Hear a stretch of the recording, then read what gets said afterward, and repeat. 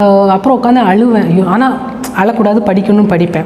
அப்புறம் அழுவேன், படிப்பேன், இப்படியே இருக்கும். அப்போ அப்பா வந்து பிளாட்ஃபார்மில் தான் வந்து சரக்கு எல்லாமே வச்சு அன்னன்னைக்கு வர வியாபாரம் தான், அன்னன்னைக்கு வரதை வச்சு தான் எங்களை வந்து படிக்க வச்சாங்க. அப்படியே அதை எடுத்து தோளில் இப்படி தூக்கி வச்சுட்டு போது அப்பா வந்து ரொம்ப கஷ்டப்பட்டாங்க. ஸ்ட்ரகிள் லாஸ்ட் ஒரு ஸ்டேஜில் பார்த்தீங்கன்னா இருக்கிறத விட கடன் அதிகமாகிடுச்சு.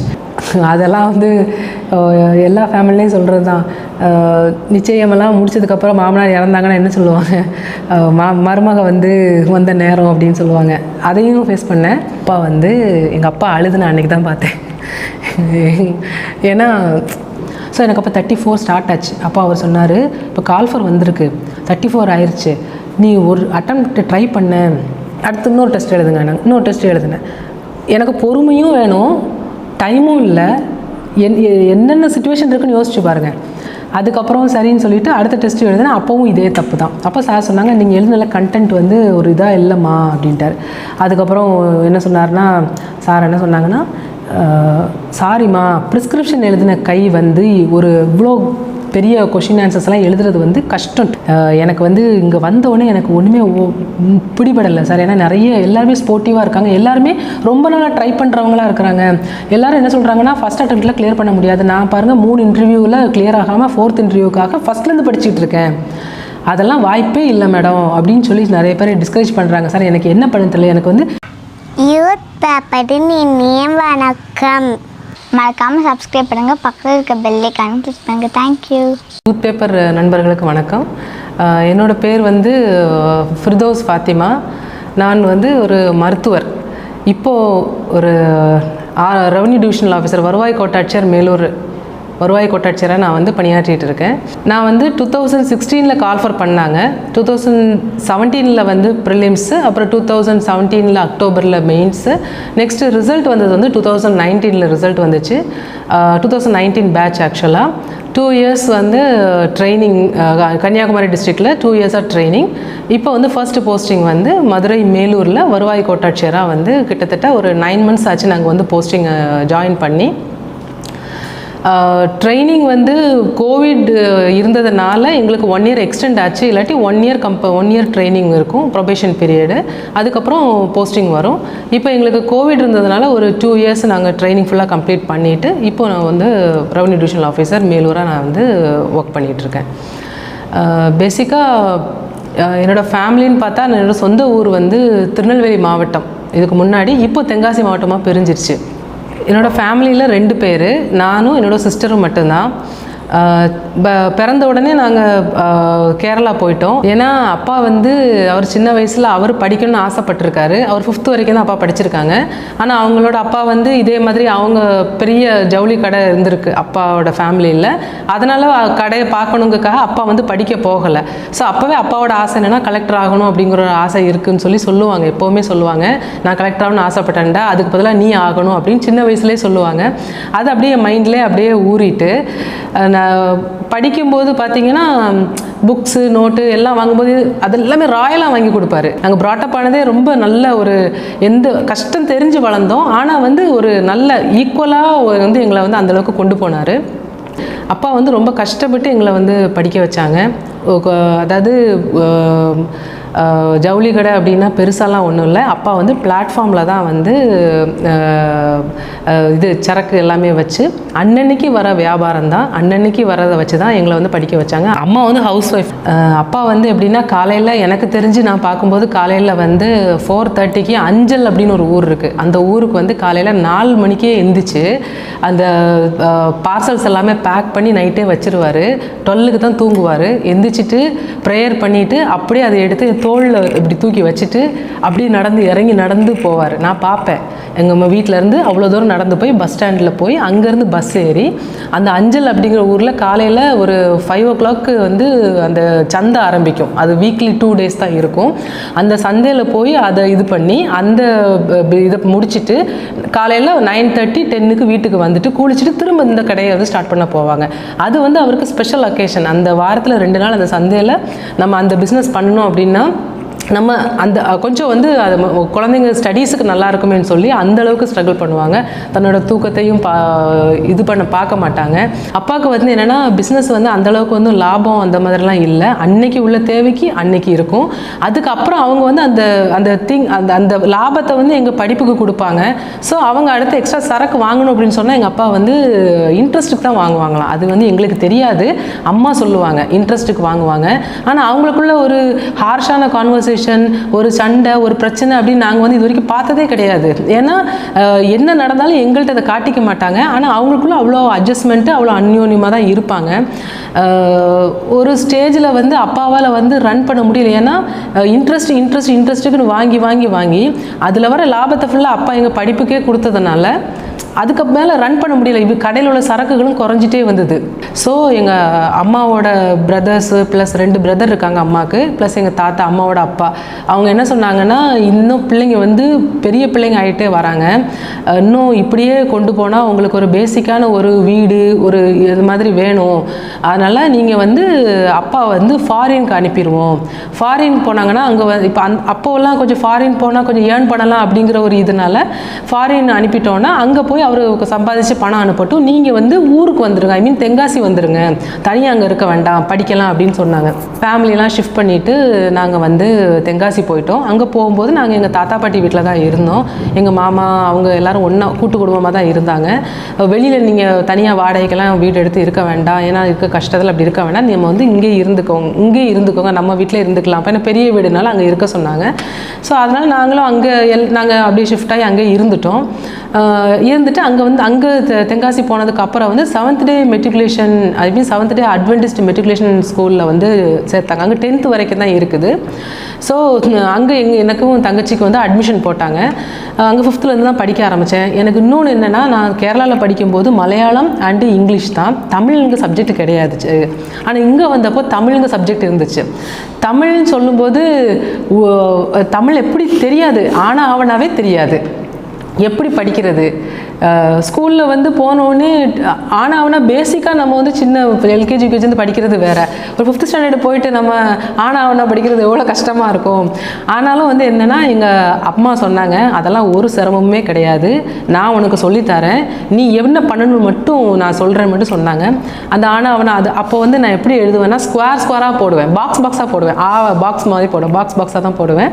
அப்படி இது பண்ணி டெய்லி வந்து ரைட்டிங் ப்ராக்டிஸும் அம்மா வந்து உட்காந்து ஃபுல்லாக சொல்லி கொடுத்தாங்க. அதுமாதிரி நியூஸ் பேப்பர் வாசிக்க சொன்னாங்க.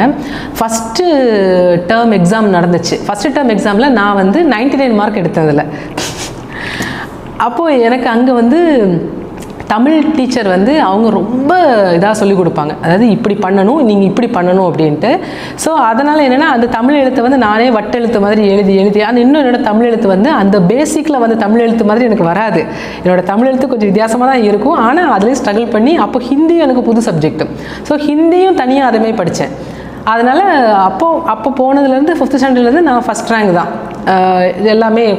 ஸோ டீச்சர்ஸு, பிரின்ஸ்பாலு எல்லாருமே ரொம்ப நல்ல. ஃபஸ்ட்டு பிரின்ஸ்பால் வந்து செல்வராஜ்னு ஒரு சார் இருந்தாங்க. சார் ரொம்ப என்கரேஜ் பண்ணுவாங்க. ஸோ என்னென்னா, அதுக்கப்புறம் பார்த்தீங்கன்னா அப்பா வந்து ஃபாரின் போகிறது வந்து வேண்டான்னு சொல்லிட்டாங்க. ஏன் அப்படின்னா, அங்கே போயாச்சுன்னா அங்கே உள்ள ஒர்க்கோட நேச்சர் வந்து வேறு மாதிரி இருக்குது.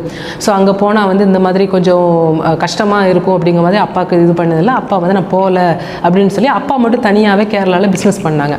அப்போ என்ன பண்ணுவாங்கன்னா, வீக்லி ஒரு ஒன் டைம் ஆர் 2 வீக்ஸ்க்கு ஒன்ஸ் வந்து எங்களை பார்க்க வருவாங்க. தென்காசிக்கு வரும்போது நேராக அப்பா எங்கே வருவாங்கன்னா, ஸ்கூலுக்கு தான் வருவாங்க. நேராக ஸ்கூலுக்கு வருவாங்க. ஸ்கூலில் வந்து எங்கிட்ட பிரின்ஸிபால் சாரை பார்ப்பாங்க, எங்கள் டீச்சர்ஸை பார்ப்பாங்க, ப்ளஸ் என்னையும் பார்ப்பாங்க. அப்போ நாங்கள் படிச்சுட்ருப்போம். அப்போ அவங்க சொல்லுவாங்க, பொண்ணு நல்லா 2 பேருமே நல்லா படிக்கிறாங்க சார், நீங்கள் வந்து உங்களோட ஃபேமிலியில் சொல்கிறாங்க கல்யாணம் பண்ணி கொடுத்துருவோம் சின்ன வயசுலேயே அப்படின்னு சொல்லி அவங்க ஃப்யூச்சரை ஸ்பாயில் பண்ணிடாதீங்க சார். கண்டிப்பாக நீங்கள் வந்து பண்ணுறதுக்கு வந்து பின்னாடி உங்களுக்கு அந்த பிள்ளைங்க வந்து நல்ல ஒரு நேமும் ப்ளஸ் நீங்கள் எதிர்பார்த்ததை விட மேலே பிள்ளைங்க வருவாங்க அப்படின்னு சொல்லுவாங்க. அப்போ எங்கள் அப்பா என்ன சொன்னாங்கன்னா, இல்லை சார், நாங்கள் கஷ்டப்படுறதே வந்து எங்கள் பிள்ளைங்களுக்காக மட்டும்தான், எவ்வளோ கஷ்டம்னாலும் தாங்கிறதுக்கு நாங்கள் தயாராக இருக்கிறோம். நாங்கள் எங்களோட கடைசி மூச்சு இருக்க வரைக்கும் எங்கள் பிள்ளைங்களுக்காக தான் நாங்கள் வந்து வாழுவோம், அதுக்காக தான் இவ்வளோ உழைக்கிறோம். அதனால் கண்டிப்பாக எங்கள் பிள்ளைங்க மேலே எங்களுக்கு ரொம்ப நம்பிக்கை இருக்குது. கண்டிப்பாக வருவாங்க சார். நீங்கள் தான் வந்து எல்லாருமே இப்போ பிள்ளைங்களுக்கு சப்போர்ட்டாக இருந்து அவங்களுக்கு வந்து நிறைய விஷயங்கள் நீங்கள் இது பண்ணணும் சார் சொல்லி நிறைய அந்த மாதிரி எங்கள் அப்பா ஒவ்வொரு டைம் வரும்போது எங்கள் அப்பாவுக்கு பூஸ்ட் பண்ணி அனுப்புவாங்க. எங்கள் அப்பா பூஸ்ட் ஆவாங்க. அப்புறம் வீட்டுக்கு வந்து அம்மாட்ட சொல்லுவாங்க, இந்த மாதிரி மிஸ் சொன்னாங்க, அவங்க சார் சொன்னாங்க, பிரின்ஸிபால் சொன்னாங்கன்னு சொல்லும்போது எங்கள் அம்மாவுக்கு ரொம்ப சந்தோஷமாக இருக்கும். அப்போ அந்த ஒரு நாள் எங்கள் அப்பா வர நாள் வந்து எங்களுக்கு திருவிழா மாதிரி இருக்கும். திரும்பவும் அங்கேருந்து அப்பா அதே பிஸ்னஸ் தான் பண்ணுறாங்க. ஆனால் அப்பா என்ன நினச்சாங்கன்னா, நம்ம இதை நம்மளால் பண்ண முடியும் அப்படின்னு அப்பாவால் ஸ்ட்ரகிள் லாஸ்ட் ஒரு ஸ்டேஜில் பார்த்தீங்கன்னா இருக்கிறத விட கடன் அதிகமாயிருச்சு. ஸ்கூலே எப்படின்னா ஒரு வீடு மாதிரி தான் எனக்கு இருந்துச்சு. ஏன்னா எல்லாருமே வந்து ஒவ்வொரு சப்ஜெக்ட்டுக்கும் ஒவ்வொருத்தவங்களும் கேர் பண்ணுவாங்க. எல்லா டீச்சர்ஸும் பர்டிகுலராக என்னோட மேக்ஸ் மிஸ் வந்து பியூலா அப்படிங்கிற மேம் இருக்காங்க. அவங்க தான் எனக்கு 6th-லேருந்து 10th வரைக்கும் ஷீ இஸ் ரியலி டேலண்டட். அதுக்கப்புறம் 10th ஸ்டாண்டர்ட் அந்த மாதிரி வரும்போது அப்பாவுக்கு வந்து கொஞ்சம் நஷ்டமாக தான் இருந்துச்சு. ஆனாலும் வந்து எங்கள் தாத்தாவுக்கு வந்து இந்த விஷயங்கள்லாம் தெரியும். அவர் வந்து எப்படின்னா குழந்தைங்களோட படிப்புக்காக நம்ம பொண்ணும் நம்ம மருமகனும் இவ்வளோ கஷ்டப்படுறாங்க அப்படிங்கிறது வந்து அவர் ரொம்ப ஃபீல் பண்ணுவார். நிறைய எங்களுக்கு ஹெல்ப் பண்ணுவாங்க எங்கள் தாத்தா. அதே மாதிரி என்ன பண்ணால் எங்கள் அப்பாவுக்கு வந்து லெட்ரு போடுவாங்க. அப்போல்லாம் ஃபோன் ரொம்ப இது கிடையாது, லெட்ரு போடுவாங்க. லெட்ரு போட்டு இந்த மாதிரி உங்களுக்கு என்ன பிரச்சனை, இதனால என்கிட்ட சொல்லுங்கள் அம்மா அப்படின்னு சொல்லி எல்லாம் அனுப்புவாங்க. அப்போ எங்கள் அப்பா வந்து அதில் சொல்லுவாங்க, இந்த மாதிரி எனக்கு வந்து கஷ்டமாக இருக்குமாம்மா, நான் வந்து கொஞ்சம் கடன் ரொம்ப அதிகமாக இருக்குது, என்னால் எப்படி கொண்டு வர முடியும்னு தெரியலை அப்படின்னு அந்த மாதிரிலாம் 2 பேருக்குள்ள டிரான்சாக்ஷன் நடந்திருக்கு. அம்மாட்ட வந்து கேட்பாங்க எங்கள் தாத்தா, என்னம்மா எப்படிம்மா போயிட்டுருக்குன்னு. அதெல்லாம் ஒன்றும் இல்லைப்பா, நல்லா போயிட்டுருக்காங்க. ஏன்னா எங்கள் அம்மா வந்து தன்மானம் ரொம்ப பார்ப்பாங்க. எங்கள் அம்மாவுக்கு வந்து சுய மரியாதை வந்து ரொம்ப முக்கியம். ஏன் அப்படின்னா நம்ம ஃபேமிலியில் வந்து நமக்கு வந்து வசதி கம்மி. மற்ற அண்ணன் தம்பி எங்கள் பெரியம்மா மாமாமார் எல்லாமே நல்ல இதாக இருக்கா, ஒரு சொந்த வீடு எல்லாமே இருக்குது. அவங்க நகை கடை தான் வச்சுருக்காங்க. ஸோ அந்த மாதிரி இருக்கும்போது நம்ம வந்து நம்ம வீட்டுக்காரர் வந்து நம்ம பிள்ளைங்களை நம்ம படிக்க வைக்கிறோம், நம்ம அதனால் எந்த வகையில் நம்ம குறைஞ்சவங்க கிடையாது, பணம் மட்டுமே நம்மளுக்கு இது கிடையாது அப்படிங்கிறதுல எங்கள் அம்மா வந்து தன்மானத்தை ரொம்ப எதிர்பார்ப்பாங்க. எங்கள் அம்மாவுக்கு முன்னாடி வந்து என்ன ஏன் இப்படி அப்படின்னு கேட்டாலே எங்கள் அம்மா வந்து அவங்கள்ட்ட 4 நாளாக பேச மாட்டாங்க. ஏன்னா எங்கள் அம்மாவுக்கு அவ்வளோ இது. ஏன்னா எங்கள் அப்பாவை எது சொன்னாலும் எங்கள் அம்மாவுக்கு பிடிக்காது. எங்கள் அப்பா வந்து எங்கள் அப்பாவுக்கு மரியாதை ஒரு சின்ன அளவில் கூட அந்த இடத்துல குறையக்கூடாதுங்கிற எங்கள் அம்மா ரொம்ப தெளிவாக இருப்பாங்க. அதனாலே வந்து எங்கள் அம்மா வந்து எவ்வளோ கஷ்டம்னாலும் நம்ம சமாளிச்சுப்போம், யார்ட்டுமே சொல்லக்கூடாது. ஈவன் எங்கள் ஃபேமிலியில் எங்கள் அப்பாட்ட கூட கேட்டு நான் வந்து சப்போர்ட் வாங்க மாட்டேன் அப்படிங்கிறதுல எங்கள் அம்மா ரொம்ப தெளிவாக இருந்தாங்க. ஆனால் வந்து அப்பா வந்து என்னென்னா இதை தவிர அவருக்கு வேறு வந்து அப்பாவுக்கு வந்து வேறு வேலை தெரியாது. அப்பா வந்து என்னென்னா அங்கங்கே வந்து அப்டேட் பண்ணிக்கிடுவாங்க. எங்கெல்லாம் வந்து நம்மளுக்கு கொஞ்சம் வாண்ட் இருக்குது, எந்த சந்தையில் கொஞ்சம் இது போனால் நல்லாயிருக்கும் அப்படிங்கிறது பிரித்து அந்த ஒர்க்கையும் கொஞ்சம் வந்து பண்ண ஆரம்பிச்சிட்டாரு. ஸோ ஒரு இடத்துக்கு மட்டும் போகாமல் இன்னும் 2-3 இடத்துக்கு பார்ட் டைம் மாதிரி போய் அங்கேயும் பார்க்குறது இங்கேயும் பார்க்குறது. ஸோ எங்கள் அப்பாவுக்கு என்னன்னா நாங்களாம் அங்கே வந்ததுனால ஃபுட்டு ஃபுல்லாக கடையில் சாப்பிட்றது, சரியாக சாப்பிட்றது கிடையாது. இந்த மாதிரி சரியாக தூங்காமல் உழைப்பு குழந்தைங்க அங்கே படிக்கிறாங்க, இப்போ குழந்தைங்களோட ஸ்டடீஸ் வந்து இன்க்ரீஸ் ஆகிட்டே இருக்குது, அதனால் அவங்களோட தேவைகளும் அதிகமாகுது. அப்படிங்கும்போது அவர் வந்து கடைசியில் எங்கள் அப்பாவுக்கு வந்து டயபெட்டிஸ் வந்துருச்சு. சுகர் வந்தது கூட அவருக்கு தெரியலை. ஏன்னா ஓவராக வந்து இப்போ உடம்பு மெலிய ஆரம்பிச்சிருச்சு. அப்புறம் பசி அதிகமாக இருந்தது அவருக்கு. அதுக்கப்புறம் டாக்டர்கிட்ட செக் பண்ணும்போது தான் உங்களுக்கு டயபெட்டிஸ் வந்திருக்கு சார்னு சொல்லி அப்போ எங்கள் அப்பா வந்து அங்கே உள்ள கவர்மெண்ட் ஹாஸ்பிட்டலில் தான் டேப்லெட் வாங்கி சாப்பிட்ருப்பாங்க போல். அதுவுமே எனக்கு இப்போ தான் அதெல்லாம் நாங்கள் வந்து ரியலைஸ் பண்ணுறோம். அப்பா இப்படிலாம் பண்ணியிருப்பாங்க, இப்படிலாம் கஷ்டப்பட்டுருக்காங்க அப்படிங்க இப்போ நாங்கள் ரியலைஸ் பண்ணுறோம். ஒரு அலையன்ஸ் வந்தது. எங்கள் மாமா வந்து அம்மாட்ட கேட்டாங்க, இந்த மாதிரி அலையன்ஸ் வந்திருக்கு அக்கா, அவளுக்கு வந்து நல்ல பெரிய இடம், இப்படி கல்யாணம் பண்ணி கொடுத்தோன்னா பின்னாடி அவள் இன்னொருத்த பொண்ணு இருக்கா, அவளுக்கும் பிரச்சனை இருக்காது, அது போக வந்து மச்சானுக்கும் ஏதாவது நமக்கு எல்லா வகையிலையும் வந்து இதாக இருக்கும், உங்களுக்கு ஒரு கடமையும் குறையும், நாங்களே கல்யாணம் பண்ணி வச்சுருவோம் நின்று அப்படின்னு சொன்னோன்னே எங்கள் அம்மா வந்து சண்டை போட்டுட்டாங்க. நாங்கள் வந்து அவங்க அத்தை இது மாமா அப்படின்னே கிடையாது, நாங்கள் ஒன்றாவே தான். ஏதாவது திட்டுனா கூட நம்ம மாமா தானே திட்டுறாங்க, நம்ம அத்தை தானே திட்டுறாங்க, இதில் என்ன இருக்குது, அப்படி தான் நம்ம இருந்தோம். அப்படியே ஒன்றுக்குள்ளே ஒன்றா தான் அது வேலையும் பார்த்துக்குவோம், படிக்கவும் செய்வோம். எங்கள் தாத்தா பாட்டிக்கு நாங்கள் வந்து பணிவிடையும் செய்வோம். அவ்வளோ தூரம் நாங்கள் வந்து ஒரு இதாக தான் இருந்தோம். ஒரு ஸ்டேஜில் இந்த மாதிரி வந்தோடனே அம்மாவுக்கு வந்து வருத்தம் வந்துச்சு. அப்போ நம்ம அங்கே இருக்கிறதுனால தானே ஒரு வேளை இந்த மாதிரிலாம் சொல்கிறாங்க அப்படின்னு சொல்லி அப்பாட்ட சொல்லி நம்ம வேறு வீட்டுக்கு ஏதாவது போயிடலாம் அப்படிங்கிற மாதிரி ஒரு இது பண்ணி அப்பாவும் வந்து சரி நீ சொன்னால் சரிதான்ப்பா அப்படின்னு சொல்லிட்டு பக்கத்தில் ஒரு 2 தெரு தள்ளி நாங்கள் ஒரு வாடகை வீடு பார்த்து அங்கே வாடகைக்கு அங்கே போயிட்டோம். அப்போ எங்கள் தாத்தா சொன்னாங்க, எதுக்குமா இங்கேருந்து போகிறீங்க, இன்னும் அந்த மாதிரி எதுவும் பேச மாட்டோன்னு. இல்லைப்பா அந்த மாதிரி இல்லை, ஏன்னா இப்போ பிள்ளைங்க இப்படி முன்னாடி இருக்கும்போது வந்து இந்த மாதிரி தோண தான் செய்யும், நிறைய பேர் கேட்க தான் செய்வாங்க. எங்களோட கஷ்டம் நாங்கள் பிள்ளைகளை படிக்க வைக்கிறோம், அதை நாங்களே இது பண்ணிக்கிறோம், அனுபவிச்சுக்கிறோம், ஒன்றும் பிரச்சனை இல்லை, பிள்ளைகள் நல்லா வருவாங்க, எங்களோட முழு மூச்சே வந்து இதில் தான் இருக்குது, அதனால் வந்து நாங்கள் எந்த ஒரு இதுக்காகவும் நாங்கள் வந்து விட மாட்டோம் அப்படின்னு சொல்லி எங்கள் அப்பா அம்மாவோட சப்போர்ட்டெல்லாம் அவங்களுடைய தியாகம் தான் நாங்கள் இந்த அளவுக்கு வந்து உட்காந்துருக்கோம். அதுக்கப்புறம் அப்பாவுக்கு வந்து ரொம்ப முடியலை. அதாவது இன்னும் இதை ரன் பண்ண முடியாதுன்னு அவர் மைண்டுக்கு தோணிருச்சு. இது வரைக்கும் அவர் என்ன நினச்சாருன்னா, நம்மளால் இதை ஸ்ட்ரகிள் பண்ணி வந்துடலாம், இதை நீந்தி வந்துடலாம்னு நினச்சாரு. பட் ஒரு ஸ்டேஜில் அவரால் வந்து முடியலை அப்படிங்கிற ஸ்டேஜ் வந்துருச்சு. அப்போ அம்மாட்ட சொல்லியிருக்காரு, என்னால் முடியலை. அப்போ அம்மா பேர் பானு, முடியலை பானு, நான் இந்த மாதிரி இது பண்ணிட்டு வரலான்னு பார்க்குறேன் அப்படின்னு சொன்னேன். அம்மாவுக்கு வந்து ஷாக் ஆயிடுச்சு. அப்போ என்னப்பா இப்படி சொல்கிறீங்க, பிள்ளைங்க படிக்க இப்போ 10th, நான் வந்து அப்போ 10th வந்து ஸ்கூல் ஃபஸ்ட். அங்கே வந்து என்ன போட்டி இருக்காது. என் கூட வந்து நாங்கள் வந்து அப்போது 10th வந்து 11 பேர் தான் நாங்கள் படித்தோம். ஏன்னா 11 பேர் தான் படித்தோம். ஆனால் யாருக்குள்ளேயுமே பொறாம போட்டி இருக்காது. பட் வந்து நல்லா எழுதணும் அப்படிங்கிற ஒரு ஸ்போர்ட்டிவாக எடுத்துப்போம். அது போக வந்து அப்போவே வந்து எங்களை டீச் பண்ண சொல்லுவாங்க. ஒரு சப்ஜெக்டை கொடுத்து இதை வந்து டீச் பண்ணுங்கள், நீங்கள் உங்கள் ஃப்ரெண்ட்ஸ்க்கு டீச் பண்ணுங்க வாங்க. அப்படி நாங்கள் வந்து நிறைய எக்ஸ்போஸ் ஆனோம். ஸோ எங்கள் பிரின்ஸிபாலும் ஸ்பெஷல் கேர் எடுத்தாங்க. அந்த மாதிரி இருக்கும்போது நான் வந்து கல்வி மாவட்டத்தில் ஃபஸ்ட்டு வந்தேன். அதில் வந்து கடைசியில் பிரின்ஸிபால் சார் என்ன சொல்லிட்டாங்கன்னா, அப்பா அம்மாவை கூப்பிட்டு இங்கே வந்து 11th 12th இனிமேல் ஃபிர்தோஸ் செட்டு தான் ஃபஸ்ட்டு 11th 12th வரணும். ஸோ அவள் வந்து அவளுக்கு வந்து நிறைய டேலண்ட் இருக்குது, டாக்டருக்கு படிக்கணும், அவள் டாக்டருக்கு கண்டிப்பாக போகிற அளவுக்கு பிளேஸ்மெண்ட் வாங்குறதுக்கு இருக்குது. ஸோ நீங்கள் வந்து என்ன பண்ணுங்கன்னா, நம்ம திருநெல்வேலியில் பாளையங்கோட்டையில் இக்னேஷியஸ் கான்வெண்ட்டில் போய் ஜாயின் பண்ணிடுங்க. அங்கே பண்ணுனா அவள் நல்லா வந்துடுவா. நிறைய பிள்ளைங்க கூட அவள் வந்து படிக்கணும், ஒரு 4 பேர் 5 பேர் கூட அவள் படிக்கக்கூடாது அப்படிங்கிற மாதிரி சொன்னோடனே அப்பா அம்மாவுக்கு ஒன்றும் ஓடலை. ஐயோ அங்கே போக சொல்லிட்டாங்களே அப்படின்னு சொன்னதுக்கப்புறம் அப்போது அப்பா சொன்னாங்க, சரி சார் சொல்லிட்டாங்கல்ல நம்ம போயிடுவோம்னு சொல்லிட்டு, அது ஒன்றுமே தெரியாது, எங்கே இருக்குன்னு கூட தெரியாது. ஆனாலும் அப்பா வந்து விசாரிச்சுட்டு கூட்டு போயிட்டு அங்கே பார்த்தா அது வந்து கான்வென்ட்டு. அவங்க என்னென்னா லயோலா கான்வென்ட்டுன்னு சொல்லிட்டு 1 to 6 வரைக்கும், எல்கேஜிலேருந்து 6th standard வரைக்கும் லேடிஸ் படிக்கிறாங்க. அவங்க தான் அப்படியே இங்கே வந்து வருவாங்க, ஹையர் ஸ்டடீஸ்க்கு இந்த கான்வென்ட்டுக்கு வருவாங்க. ஸோ வெளியிலேருந்து எடுக்கிறது ரொம்ப ரேர் அப்படின்னு இது பண்ணுவாங்க. ஆனாலும் அப்பா போய் பார்த்து எல்லாமே அப்ளிகேஷன் கொடுத்ததில்ல. பை சான்ஸில் எனக்கு அங்கே சீட் கிடச்சிது. அதை எப்படி சொல்கிறது, பை சான்ஸில் கிடச்சிது. அதுக்கப்புறம் அங்கே போய் படித்தோம், ஜாயின் பண்ணும்போது அப்பா வந்து ரொம்ப கஷ்டப்பட்டாங்க.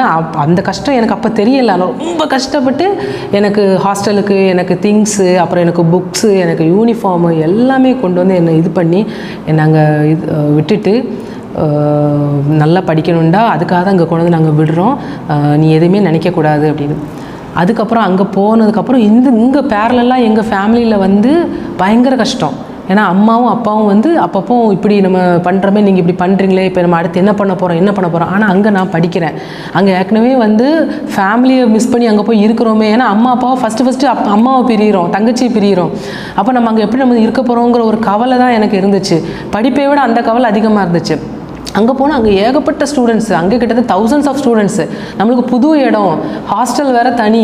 ஹாஸ்டலில் இருக்கும்போது ரொம்ப கஷ்டம், என்ன பண்ண போகிறோம் ஏது பண்ண போகிறோம்னு சொல்லி ஃபீவரே வந்துருச்சு. அதுக்கப்புறம் அங்கே வந்து நம்மளுக்கு சிஸ்டர் ஹெட்மிஸ்டர் மேம் இருந்தாங்க. அவங்க வந்து ஸ்பெஷலாக கேர் எடுத்தாங்க. நல்லா நல்ல படிப்பம்மா, உனக்கு வந்து ஒன்றும் பிரச்சனை இல்லை, உனக்கு என்ன சப்போர்ட்னாலும் நீ என்கிட்ட கேளு அப்படின்ட்டு. ஏன்னா அங்கே ஹாஸ்டலில் 4-5 பேர் ஒரே ரூமில் இருக்கும்போது படிக்க முடியாது, ரொம்ப கஷ்டமாக இருக்கும், அழுவேன், உட்காந்து அழுதுகிட்டே இருப்பேன். அதுக்கப்புறம் ஹெட்மிஸ்டரை பார்க்க வருவேன். அப்போ அவங்க சொல்லுவாங்க, ஈவினிங் ஒரு 7 o'clock அவங்க ரூமுக்கு வருவேன். மேம் எனக்கு படிக்க முடியலை சிஸ்டர் அப்படிம்பேன். ஒன்றும் பிரச்சனை இல்லை, புக்ஸ் எடுத்துகிட்டு வான்னு சொல்லி அவங்க சேம்பர் பக்கத்துலேயே அந்த ஆஃபீஸ் ரூமில் உட்கார வச்சு படிக்க சொல்லுவாங்க. அப்புறம் அங்கே ஒரு கெபி இருக்கும், அந்த கெபிக்கு கீழே தான் உட்காந்து லைட்டு போட்டு நைட்டு உட்காந்து படிப்பேன். அந்த மாதிரி. ஸோ ஃபோன் பண்ணி ஒரே அழுறது வீட்டில் அம்மாட்ட, அம்மா நான் தனியாக இருக்க முடியலம்மா, எனக்கு கஷ்டமாக இருக்குமா, படிக்க முடியலம்மா. அப்போ தான் அம்மா சொன்னாங்க, இங்கே நீ நினைக்கமா இல்லை, சூழ்நிலை மோசமாக இருக்குது, அப்பா வந்து பிஸ்னஸ் ரொம்ப மோசமாக இருக்குது, என்ன பண்ண போகிறோன்னே தெரியலை. அப்போ வந்து அம்மா கொஞ்சம் ஹார்ஷானாங்க. என்னென்னா, நீ வயசு உனக்கு என்ன வந்துருச்சு, 11th படிக்கிற, இது பண்ணால் தான் நீ டாக்டருக்கு போக முடியும். அதே மாதிரி இன்னொன்று சொன்னாங்க, நீ மட்டும் ஆம்பளை பிள்ளையாக இருந்தால் நான் உன்னை படிக்க வச்சுருக்க மாட்டேன், உங்கள் அப்பா கூட உன்னை வந்து நான் பிஸ்னஸ்க்கு அனுப்பியிருப்பேன்னு சொன்னாங்க. அதனால் கண்டிப்பாக நீ படிக்கிற, நீ என்ன பண்ணுவே எனக்கு தெரியாது, நீ கண்டிப்பாக நல்லா படிக்கிற, நீ தேடுதுன்னு சொல்லி அழக்கூடாது அப்படின்னு. ஆனால் அவங்களுக்குள்ள அவ்வளோ தேடலை வச்சுருப்பாங்க, அவங்களும் அழுவாங்க, ஆனால் சொல்ல மாட்டாங்க. அப்போ ஃபோன்லாம் வீட்டில் இல்லை, தாத்தா வீட்டில் தான் லேண்ட்லைன் இருக்கும், நம்ம அங்கே நம்ம டைமிங் சொல்லி அதுக்கப்புறம் ஸ்கூல்லேருந்து பேசுவோம்.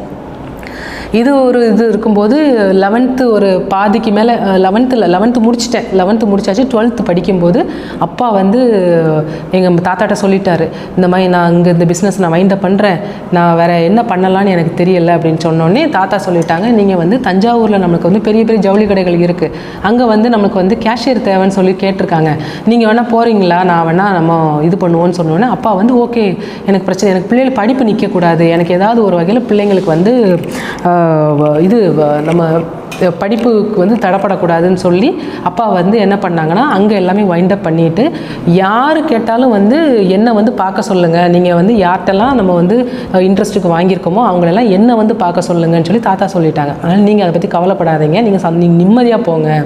ஏன்னா அவ்வளோத்தையும் இது பண்ணிவிட்டு பிள்ளைங்களையும் ஒய்ஃபெல்லாம் விட்டுட்டு போகும்போது ஒருத்தரோட மனநிலை எப்படி இருக்கும் அப்படிங்கிறத வந்து எங்கள் தாத்தா உணர்ந்தார். அதுக்கப்புறம் எங்கள் அம்மாவை கூப்பிட்டுட்டு அவர் பேசினார், இந்த மாதிரி நீ எதுவும் நினைக்காத, அந்த மாதிரி ஒரு இடத்துக்கு தான் நம்ம அனுப்புகிறோம், அங்கே அவர் வந்து உட்கார்ந்த இடத்துல தான் வேலை பார்க்க போகிறாங்க, எங்கேயாவது வெயில் மழை அங்கே இங்கேன்னு பஸ்ஸில் அலைஞ்சி சொம்மாடு தூக்கி அவர் கஷ்டப்பட்டார். அங்கே வந்து ஒரு கடையில் தான் இருக்க போகிறாங்க, இவ்வளோ சேலரி, அதனால் அந்த சேலரி வந்து நம்ம அதுக்கு மேலே என்ன உண்டோ படிப்புக்கு நம்மளும் பார்த்துக்கிடுவோம், நீ கவலைப்படாத அப்படின்னு எங்கள் அம்மா ரொம்ப அழுதுட்டாங்க. அப்போ நான் கூட இல்லை, எங்கள் அம்மா ரொம்ப அழுதுட்டு சரி அப்படின்னு சொல்லிட்டு எங்கள் அப்பா அப்பவும் எங்கன்னா கேரளாவிலேருந்து தென்காசி வந்து எங்கள் அம்மா தங்கச்சியெல்லாம் பார்க்கவே வரல, அங்கேருந்தே அப்படியே அப்பா தஞ்சாவூர் கிளம்பிட்டாங்க. ஏன்னா மறுநாளே ஜாயின் பண்ணணும்னு சொன்ன உடனே எங்கள் அப்பா நேராக பார்க்க வந்தது பாளையங்கோட்டையில் என்னை பார்க்க வந்துட்டு எங்கள் அப்பா வரும்போது எனக்கு வந்து நான் அப்போது எக்ஸாம் படிச்சுட்டு இருந்தேன், 12th குவார்ட்டர்லிக்கு ஏதோ படிச்சுட்டு இருந்தேன். அப்பா வந்தாங்க, வந்துட்டு ஒரு பெட்டியில் மட்டும் ட்ரெஸ் வச்சுருந்தாங்க, வந்துட்டு என்னை பார்த்துட்டு அப்பா வந்து எங்கள் அப்பா அழுதுன அன்றைக்கி தான் பார்த்தேன். ஏன்னா சிரித்த முகமாக இருக்கிற எங்கள் அப்பாவை வந்து அழுது அன்றைக்கி தான் பார்த்தேன். அந்த நாள் எனக்கு மறக்க முடியாது.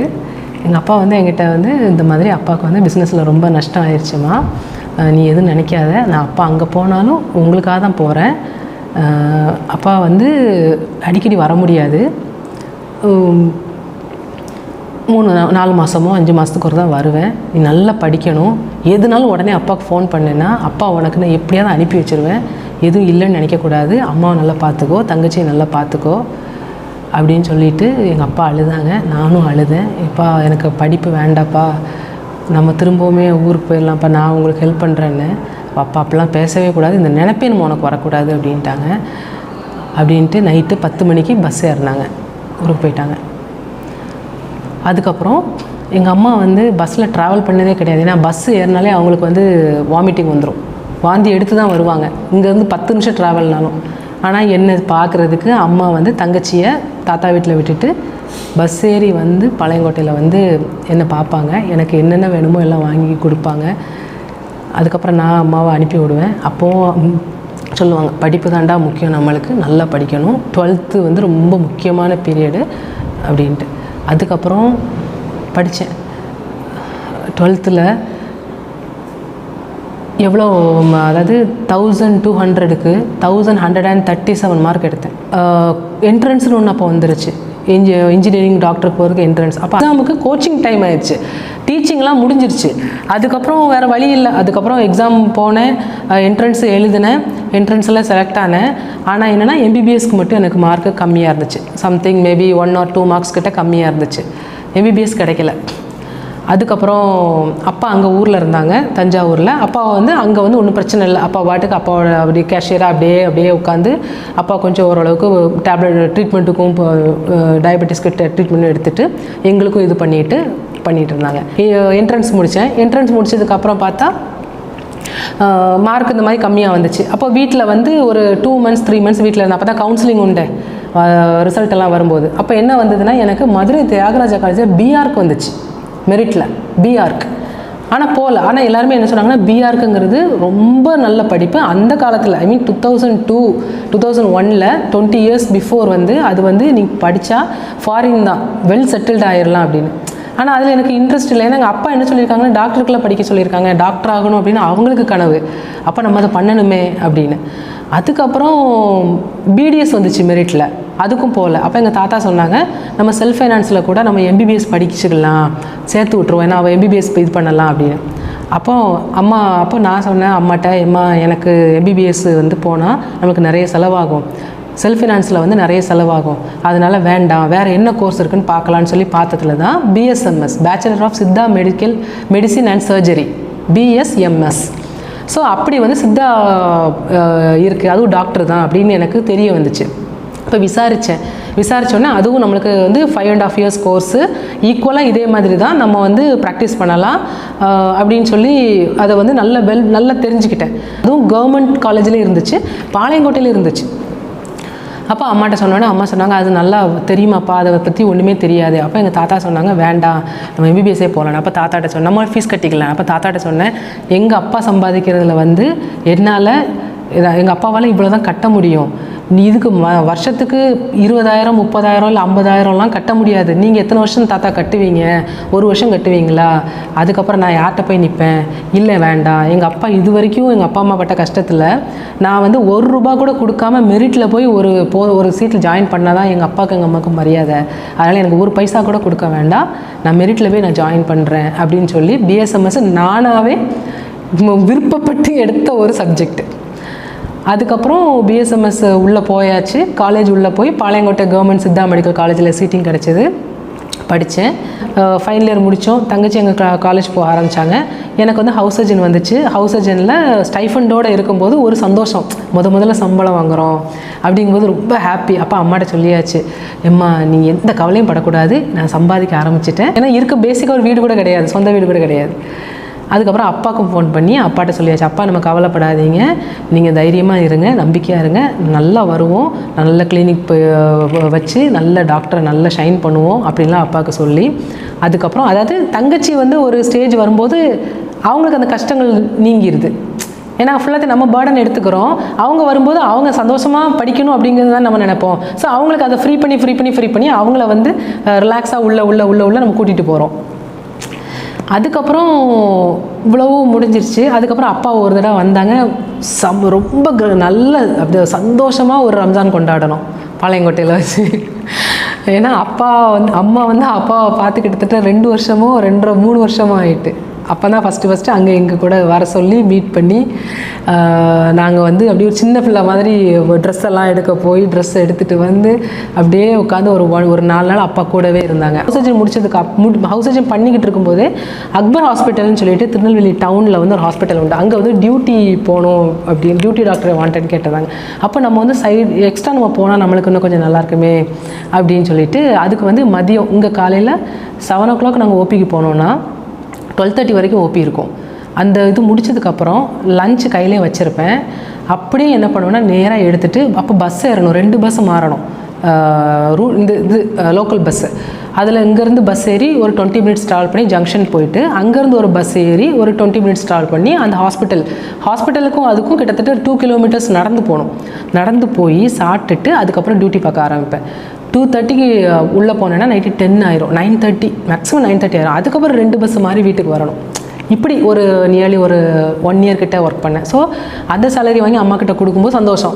சேலரினா என்னது, ஒன்றுமே இல்லை. ஸ்டைஃபண்ட் ஃபஸ்ட்டு நான் வாங்கும்போது 4,500 ஸ்டைஃபண்ட் வாங்கினேன். இங்கே சேலரின்னு பார்த்தா 2,500 3,000 தான். ஆனால் அது அவ்வளோ பெரிய அமௌண்ட்டாக இருந்துச்சு. அப்போது ஒரு 1 year அங்கே ஒர்க் பண்ணிவிட்டு அதுக்கப்புறம் வந்து கொஞ்சம் இதானதுக்கப்புறம் பிஜி படிக்கணும். ஏன்னா யூஜி முடிச்சாச்சு, ஹவுஸ் சர்ஜன் முடிச்சாச்சு, அடுத்து பிஜி கால்ஃபர் பண்ணுவாங்க. கண்டினியூவாக பிஜி படிக்கணும் அப்படின்னு ஒரு ஆசை. ஸோ பிஜிக்கு வந்து நிறைய கோச்சிங் கிளாஸ்லாம் இருந்துச்சு, ஆனால் எதுவுமே போகல, வீட்டிலே உட்காந்து இந்த டியூட்டியும் பார்த்துட்டு பிஜிக்கு உட்காந்து படித்தேன். அதுக்கப்புறம் நான் பிஜிக்கு படித்தேன். பிஜி படிச்சுட்ருக்கோம். பிஜிக்கு வந்து என்ட்ரன்ஸுக்கு படித்தேன். ஸோ 2 என்ட்ரன்ஸ் இருக்குது எங்களுக்கு. என்னென்னா நேஷ்னல் இன்ஸ்டிடியூட் ஆஃப் சித்தான்னு சொல்லிட்டு சென்னை தாம்பரத்தில் ஒரு நேஷ்னல் இன்ஸ்டிடியூட் ஒன்று இருக்குது. அதுக்கு வந்து ரொம்ப டாப்பாக படிக்கணும் நம்ம, அப்போ தான் அங்கே சீட் கிடைக்கும், அங்கே பிளேஸ்மெண்ட் கிடைக்கும். அதுக்கப்புறம் வந்து ஸ்டேட் எக்ஸாம் இருக்குது. அது வந்து நம்மளுக்கு கவர்மெண்ட் காலேஜ்னால் Palayamkottai government college, Chennai government college, இந்த 2 காலேஜ்லேயும் நம்மளுக்கு வந்து பிஜி சீட் இருக்கும். அங்கே வந்து லிமிடெட் சீட்டு, இங்கேயும் லிமிடெட் சீட் தான். ஸோ ஃபஸ்ட்டு படிக்க ஆரம்பிச்சுட்டு சென்னையில் உள்ள எக்ஸாமுக்கு எழுதியாச்சு, நேஷ்னல் இன்ஸ்டியூட் ஆஃப் சித்தாக்கு எழுதியாச்சு. எழுதினதால எனக்கு வந்து பிளேஸ்மெண்ட் எனக்கு கிடச்சிருச்சு. அப்போ எப்படின்னா என்ட்ரன்ஸ் எழுதினோன்னா ஈவினிங் 8 மணிக்கெல்லாம் ஃப்ளாஷ் பண்ணிடுவாங்க ரிசல்ட்டை, அப்படி தான். ஸோ நான் எக்ஸாம் எழுதினப்புறமே எனக்கு நம்பிக்கை இருந்துச்சு வந்துடும் அப்படின்ட்டு. ஆனால் எல்லாருமே என்ன சொன்னாங்கன்னா இருந்து ரிசல்ட்டை பார்த்துட்டு போங்க அப்படின்ட்டு. இல்லை வேண்டாம், நான் ஏன்னா ஊரில் தங்கச்சி அம்மாவும் தனியாக இருப்பாங்க, நம்ம தனியாக நம்ம அதனால் நானும் தனியாக இருக்கறனால முடிச்சுட்டு பஸ் ஏறிட்டேன். பஸ் ஏறி வரும்போது எனக்கு ஃபோன் வந்துச்சு, உனக்கு வந்து 18வது ரேங்க்கோ மொத்தம் டோட்டலாக 30 சீட்டு அதில் 18வது ரேங்க்கோ என்னமோ கிடச்சிருக்குன்ட்டாங்க. கிடச்சிருக்கணும், ரொம்ப சந்தோஷம், பயங்கர ஹாப்பி. ஏன்னா எவ்வளோ பெரிய விஷயம். இன்றைக்கி நேஷ்னல் இன்ஸ்டியூட் ஆஃப் சித்தால் நான் படிச்சிருந்தேன்னா நான் வந்து இப்போ வேறு சயின்டிஸ்ட் லெவலில் போயிருப்பேன்னு நினைக்கிறேன். ஏன்னா அங்கே வந்து ஸ்டைஃபண்டு ஜாஸ்தி, அதுபோக ஸ்டடீஸும் ரொம்ப, அங்கெல்லாம் நிறைய நம்ம வந்து இது பண்ணலாம், அது என்ன சொல்ல, ப்ராக்டிகல்ஸ் நிறைய பண்ணி பார்க்கலாம், நிறைய மெடிசின்ஸ் கொடுத்து நம்ம நிறைய வேறு மாதிரி எக்ஸ்ப்ளோர் ஆகிருப்போம். அதுக்கப்புறம் ஊருக்கு வந்தாச்சு. ஊருக்கு வந்துட்டு அம்மாட்ட சொன்னேம்மா கிடச்சிருச்சுமா. எங்கள் அம்மாவுக்கு சந்தோஷம் தாங்கலை, ரொம்ப ஹாப்பி. அப்போ அம்மாவுக்கு சந்தோஷம் தாங்க, எங்கள் அப்பாவுக்கு ரொம்ப சந்தோஷம். ஆனால் ஒன்றே ஒன்று சொன்னேன், ஏம்மா நான் சென்னையில் போய் படிக்கணுமா அப்படின்னு. சென்னையா அப்படின்னு. அப்போது ஆமாம்மா, உங்களையும் தங்கச்சியை விட்டுட்டு நான் எப்படிமா போய் படிக்கிறது? ஏன்னா அப்போ தான் அவள் தங்கச்சி வந்து 4th இயரோ என்னமோ படிச்சுட்ருக்காப்புல, 3rd இயர் படிச்சுட்ருக்காப்புல. அம்மா தனியாக அப்படி விட்டுட்டு போக முடியாது, அப்பா அங்கே இல்லை. அப்போ நான் சொன்னேம்மா எனக்கு வேண்டாம்மா, ஏன்னா அப்படி படிக்கணும்னு வேண்டாம், நான் வந்து படிப்பேன், ஆனால் வந்து எனக்கு இங்கே ஸ்டேட்லேயும் நம்மளுக்கு ஒரு எக்ஸாம் வரும், நான் அதுலேயும் வாங்கிடுவேன். அப்போ அம்மா சொன்னாங்க, இதில் நீ ரேங்க்கில் வாங்கிட்ட, ஒருவேளை அதில் ரேங்க்கில் கிடைக்கலன்னா என்ன செய்வேன் அப்படின்னாங்க. பரவாயில்ல, கண்டிப்பாக கிடைக்கும் எனக்கு ரேங்க்கு, நீ இதில் ரேங்க்கில் எடுத்துருவோம்மா, அதனால் கவலைப்படாதீங்க.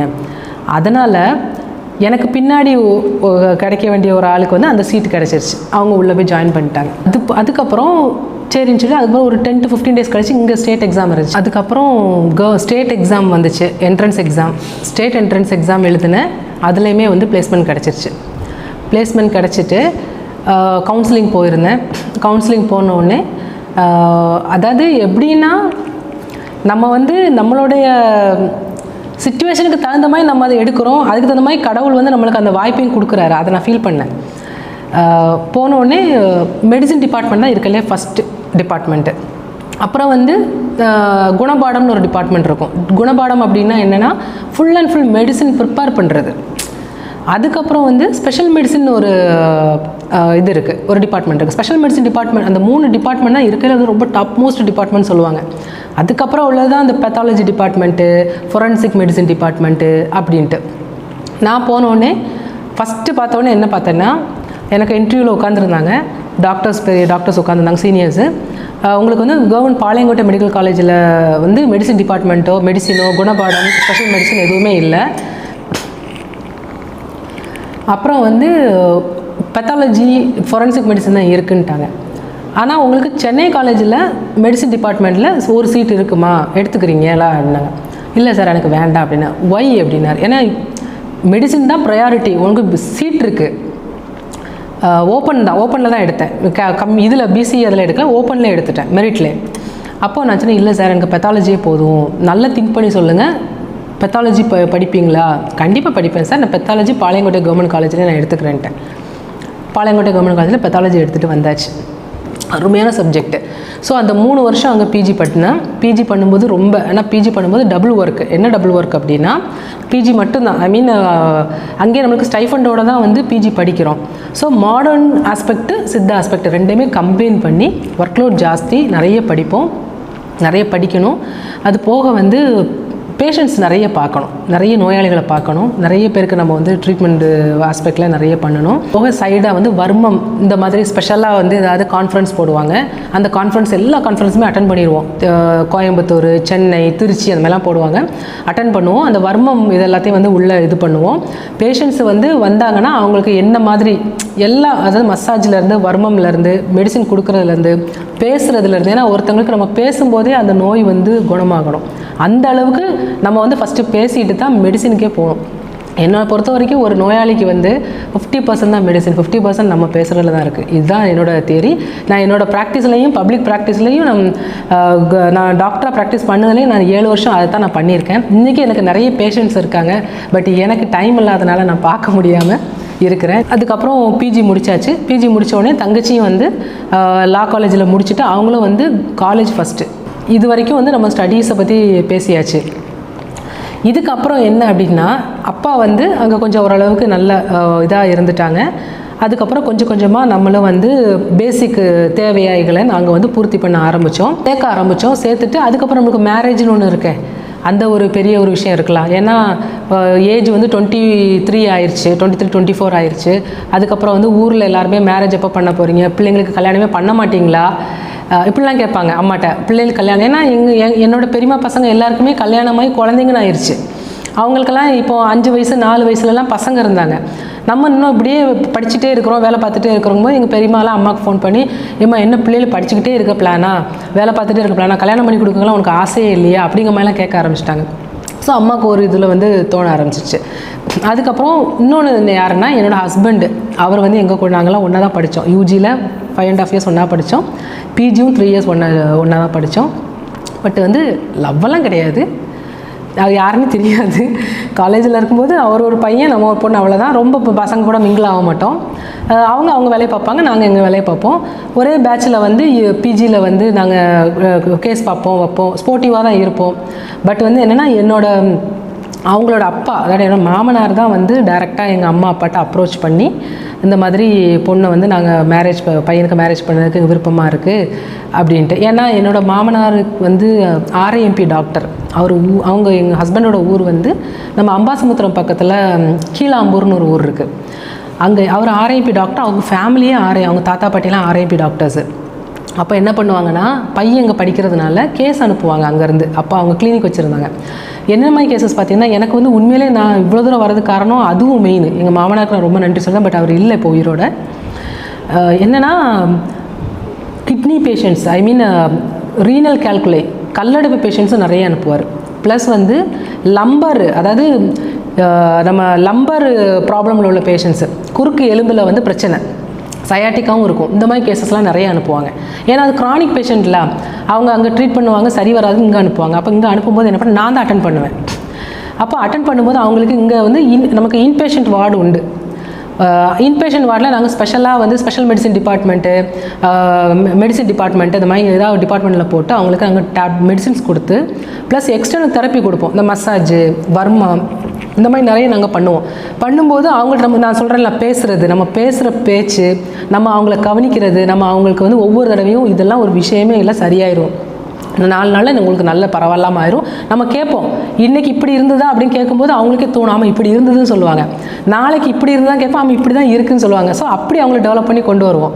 அப்போ அவங்க என்ன பண்ணியிருக்காங்க, அங்கே போய் சொல்லியிருக்காங்க, அங்கே உங்கள் பையன் பார்த்தாங்க, ஆனால் அங்கே இன்னொரு அம்மா இருக்காங்க, அவங்க நல்லா பார்த்தாங்க அப்படின்னு சொல்லும்போது அவர் வந்து என்ன பண்ணார், எனக்கு ஃபோன் பண்ணி ஒரு நாள் பேசினாங்க. அப்போ வந்து என்ன பொண்ணு மாதிரி தான் பேசுவாங்க, நான் அப்பான்னு தான் கூப்பிடுவேன்.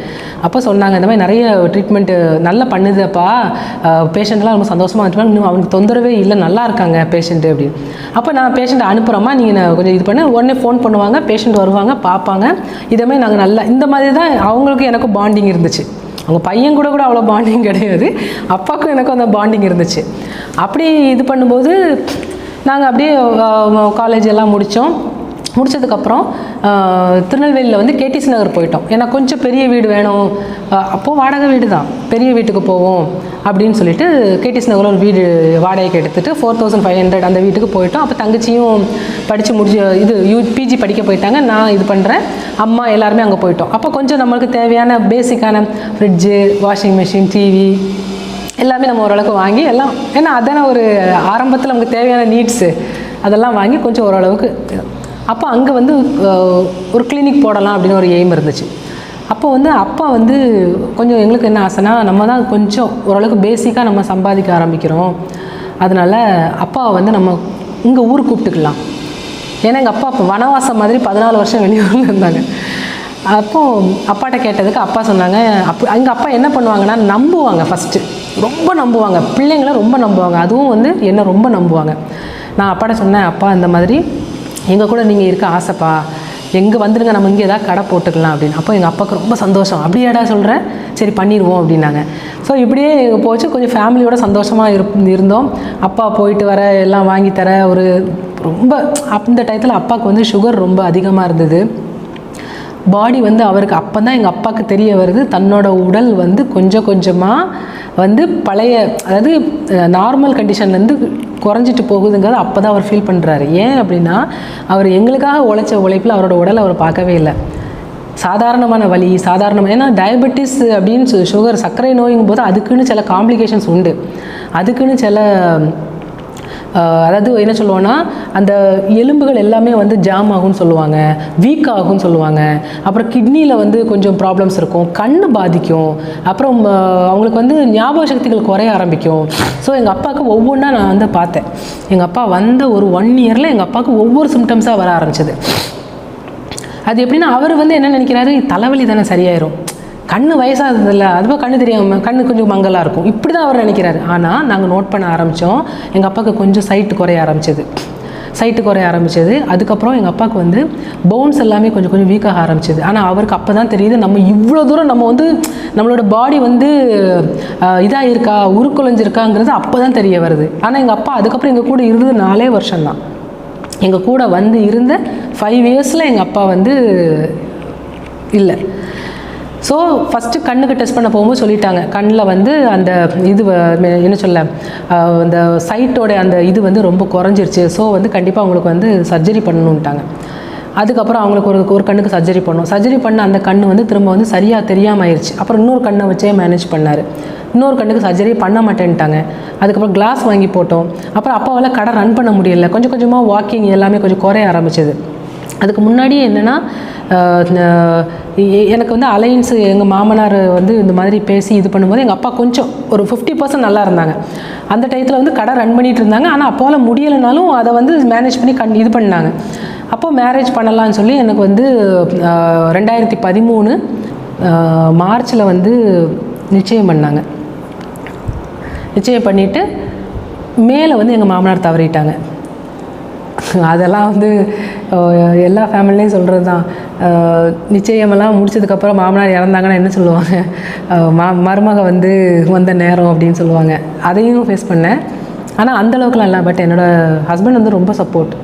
என்னோடய மாமனாருக்கு வந்து எங்கள் ஹஸ்பண்டோட ஃபேமிலி பெரிய ஃபேமிலி, கிட்டத்தட்ட வந்து 11 ஃபேமிலி. எங்கள் மாமனார் கூட பிறந்தவங்க வந்து 11 பேர். எல்லாருமே ஒத்துமையாக தான் இருப்பாங்க, எல்லோரும் ஒன்றா தான் இருப்பாங்க. ஒரு 5 பேர் தான் வெளியூரில் இருக்காங்க, மற்ற எல்லாருமே பக்கத்து வீடு. எல்லோரும் வந்து எந்த ஒரு ஃபங்க்ஷன்னாலும் ஒரு 40 பேர் சும்மானாலும் 40 பேர் சேர்ந்துருவாங்க. அந்த அளவுக்கு தான் எல்லாமே பாசமாக இருப்பாங்க. ஆனால் அவங்களுக்கு என்னென்னா அவங்களோட அண்ணன்லாம் இறந்து போனது. அப்போ அவங்க என்ன நினைப்பாங்கன்னா, பொண்ணுனால இப்படி இருக்குமோ அப்படின்னு அவங்க யோசனை வரும்ல. ஆனால் அந்த இடத்துல என்னோடய சித்தப்பா, அவங்க சாரோட சித்தப்பா, என்னோடய சின்ன மாமனார், அவரை சொல்லவே முடியாது, அவர் பேர் அக்பர், அவரும் இப்போ இல்லை. ஸோ அவர் வந்து என்னென்னா நாங்கள் வந்து பத்திரிக்கை பாதி பேருக்கு கொடுத்துட்டோம், அம்மா அப்பாவும் கொடுத்துட்டாங்க. அப்போ இவங்க இன்னும் கொடுக்க ஆரம்பிக்கல. அப்போ எப்படி ஒரு பொண்ணோட கல்யாணம் வந்து நிற்கக்கூடாது, பொம்பளை பிள்ளை காரியம் நிற்கக்கூடாது அப்படின்னு. அதுக்கப்புறம் என்ன எங்கள் மாமனோட ஆசையும் அதுதான், நீ மருமகளாக வரணுமா, இந்த ஊருக்கு வந்து நிறைய நீ நல்லது செய்யணும், நிறைய கேஸ் பார்க்கணும், நிறைய பேருக்கு வந்து நீ வந்து உன் கையால் வைத்தியம் பண்ணணும், என்ன நீ நல்லா பார்த்துக்கணும், என்னை உட்கார வச்சு சாப்பாடு போடணும், அப்படிலாம் அவருக்கு வந்து ரொம்ப ஆசை. அதுக்கப்புறம் எல்லாம் பேசி வந்து சொன்ன டேட்லேயே கல்யாணம் நடந்துச்சு. 2013 ஜூன் 23 நல்லபடியாக கல்யாணம் நடந்துச்சு. அதுக்கப்புறம் நான் வந்து அங்கேருந்து ஃபேமிலிலேருந்து பிரிஞ்சு இங்கே வர வேண்டிய ஆகிப்போச்சு.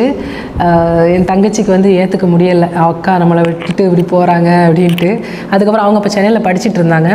ஒரு ஸ்டேஜ் ஒரு 3 months 4 months ஆனதுக்கப்புறம் வந்து எங்கள் ஹஸ்பண்ட் கேட்டாங்க, ஏன்டா நம்ம அம்மா அப்பாலாம் ஏன் தனியாக பிரிஞ்சிருக்கணும், நீ தானே மூத்த பொண்ணுன்னா, நீ மூத்த பையன் தானே, உனக்கு அந்த கடமை இருக்குல்ல, அப்போ ஏன் அவங்க தனியாக இருக்கணும். அதனால் சரின்னு சொல்லிவிட்டு நம்ம இங்கே வந்துடட்டும், நம்ம ஏன்னா அங்கேயும் வாடகை வீடு தான், இங்கேயும் அவங்க நம்ம வாடகை வீட்டில் கூட இருக்கட்டும், நம்ம பக்கத்தில் இருப்போம், பார்த்துக்கிடலாம் அப்படின்னு சொன்னோடனே தங்கச்சிக்கு அடுத்து நம்ம தானே கல்யாணம் பண்ணணும், எல்லாம் பண்ணணும் அப்படின்னு. அதுக்கப்புறம் சரின்னு சொல்லி ரொம்ப டிஸ்கஷன் எடுத்து அப்பாட்ட எல்லாம் பேசி எல்லாம் முடிச்சு அதுக்கப்புறம் வந்து ஓகே. ஏன்னா அப்பா வந்து அப்போ ரொம்ப அப்பா சொல்லிட்டாங்க, என்னால் வந்து இந்த வியாபாரத்தை கண்டினியூ பண்ண முடியுமான்னு தெரியலை. ஏன்னா ஞாபகம் மறதி ரொம்ப வர ஆரம்பிச்சிருச்சு, கண்ணும் சரியாக தெரிய இல்லை, அப்புறம் வந்து ரொம்ப பாடி ஸ்டிஃப்னஸ் வர ஆரம்பிச்சிருச்சு. அதனால் அப்பா என்ன சொல்லிட்டாங்கன்னா, என்னால் வந்து பண்ண முடியாதுன்னு சொன்னோடனே எல்லா சரக்கையும் வந்து எங்கெங்கெல்லாம் கொடுக்கணுமோ அதெல்லாம் கொடுத்து செட்டில் பண்ணி கடை எல்லாத்தையும் இது பண்ணிவிட்டு வீடெல்லாம் வெக்கேட் பண்ணிவிட்டு, அப்போ வந்து கீழாம்பூர் வந்து எனக்கு மேரேஜ் பண்ணி கொடுத்த ஊர், அது பக்கத்தில் ஆழ்வார்குறிச்சி, அது பக்கத்தில் பொட்டல்புதூரில் எனக்கு என் ஹஸ்பண்ட் வந்து கிளினிக்கு நான் மேரேஜ் பண்ணி வரும்போது எனக்கு அங்கே ஒரு கிளினிக்கை செட் பண்ணி வச்சுட்டார். ஏன்னா அங்கே வந்து டாக்டர் லேடிஸ் யாரும் இல்லை அப்படின்னு. ஸோ என்னோடய ஹஸ்பண்ட் வந்து ஆழ்வார்குறிச்சியில் கிளினிக் வச்சுருக்காங்க. அவங்க கிட்டத்தட்ட இப்போ வந்து ஒரு 13-14 இயர்ஸாக கிளினிக் ப்ராக்டிஸ் பண்ணிகிட்டு இருக்காங்க. அதுக்கப்புறம் நான் அங்கே போனதுக்கப்புறம் இப்போ இவங்க எல்லாருமே ஃபேமிலி அப்படியே ஷிஃப்ட் பண்ணி எல்லாமே நம்ம பொட்டல்புதூரில் ஒரு வீடு வாடகைக்கு எடுத்திருந்தோம். அந்த வீட்டிலே வந்து எல்லாருமே ஒன்றா இருந்தோம். நாங்கள் வந்து தனியாக எங்கள் ஃபேமிலியோடு தான் இருந்தாலும் வந்து நாங்கள் என்ன நினச்சோன்னா ஹஸ்பண்டுக்கு கீழே வந்து நிறைய சிஸ்டர்ஸ் இருக்காங்க. அதாவது அவங்க சித்தப்பா பசங்கனாலுமே இவங்களோட ஓன் சிஸ்டர்ஸ் மாதிரி தான். எல்லாருமே வந்து நார்மலான ஒரு ஆவரேஜான ஃபேமிலி தான். யாருமே இப்போ ரொம்ப பெரிய வெல்வெஸ்டான ஃபேமிலிஸ் கிடையாது. சொந்த வீட்டில் இருக்காங்க, அவ்வளோதான். எல்லாருக்குமே வந்து பொம்பளை பிள்ளைங்க, ஆம்பளை பிள்ளைங்க, 2 பிள்ளைங்க 3 பிள்ளைங்க இருக்காங்க. ஸோ என் ஹஸ்பண்ட் என்ன சொன்னாங்கன்னா, நான் தான் என்னோடய குடும்பத்தில் வந்து மூத்த பையன். அதாவது அவங்க குடும்பத்துக்கே அவங்க தான் மூத்தவர். ஸோ நான் வந்து மூத்த மருமக. அப்போ நம்ம வந்து நம்ம கீழே உள்ள நம்ம தங்கச்சி தம்பி எல்லாருமே நம்ம தம்பி தங்கச்சி தான். அவங்களுக்கு நம்ம கண்டிப்பாக செய்யணும். அவங்கள வந்து அவங்களுக்கு நம்ம வந்து கை தூக்கி விடணும். ஒரு மேரேஜ் வந்தால் நம்ம செய்யணும், ஒரு படிப்புன்னு வந்தால் செய்யணும், ஒரு வேலைன்னு வந்தால் செய்யணும், அவங்களுக்கு என்ன வகையில் நம்ம ஹெல்ப் பண்ணணும் அப்படின்னு. ஏன்னா அதை தான் சொன்னார் என்னோடய மாமனாரும். அதான் சொன்னார், என்னென்னா என்னோடய எல்லாரையுமே வந்து நீ அனுசரித்து போவேங்க நம்பிக்கை எனக்கு இருக்கிறதுனால தான் நான் உன்னை வந்து நான் வந்து இது பண்ணியிருக்கேன், செலக்ட் பண்ணியிருக்கேம்மா, நீ செய்வியான்னு தான் கேட்டாங்க. இன்ன வரைக்கும் அவர் எங்களை விட்டு பிரிஞ்சு கிட்டத்தட்ட 8 வருஷம், எனக்கு மேரேஜ் ஆகி ஒரு 8 வருஷம் முடிஞ்சிட்டு அதை வந்து நான் காப்பாற்றிட்டுருக்கேன் அப்படிங்கிறதுக்கு வந்து காப்பாற்றிட்டுருக்கேன் நம்புகிறேன். ஏன்னா அவரோட ஆசீர்வாதம் எங்களுக்கு வந்து இருந்துகிட்டே தான் இருக்குது. அதை நான் ரொம்ப ஃபீல் பண்ணுறேன். அது அப்படி சொல்லும்போது என்னென்னா, நம்ம வந்து சேர்ந்து இருந்தோன்னா நம்மளால் வந்து ஒரு டார்கெட் அட்டன் பண்ண முடியாது.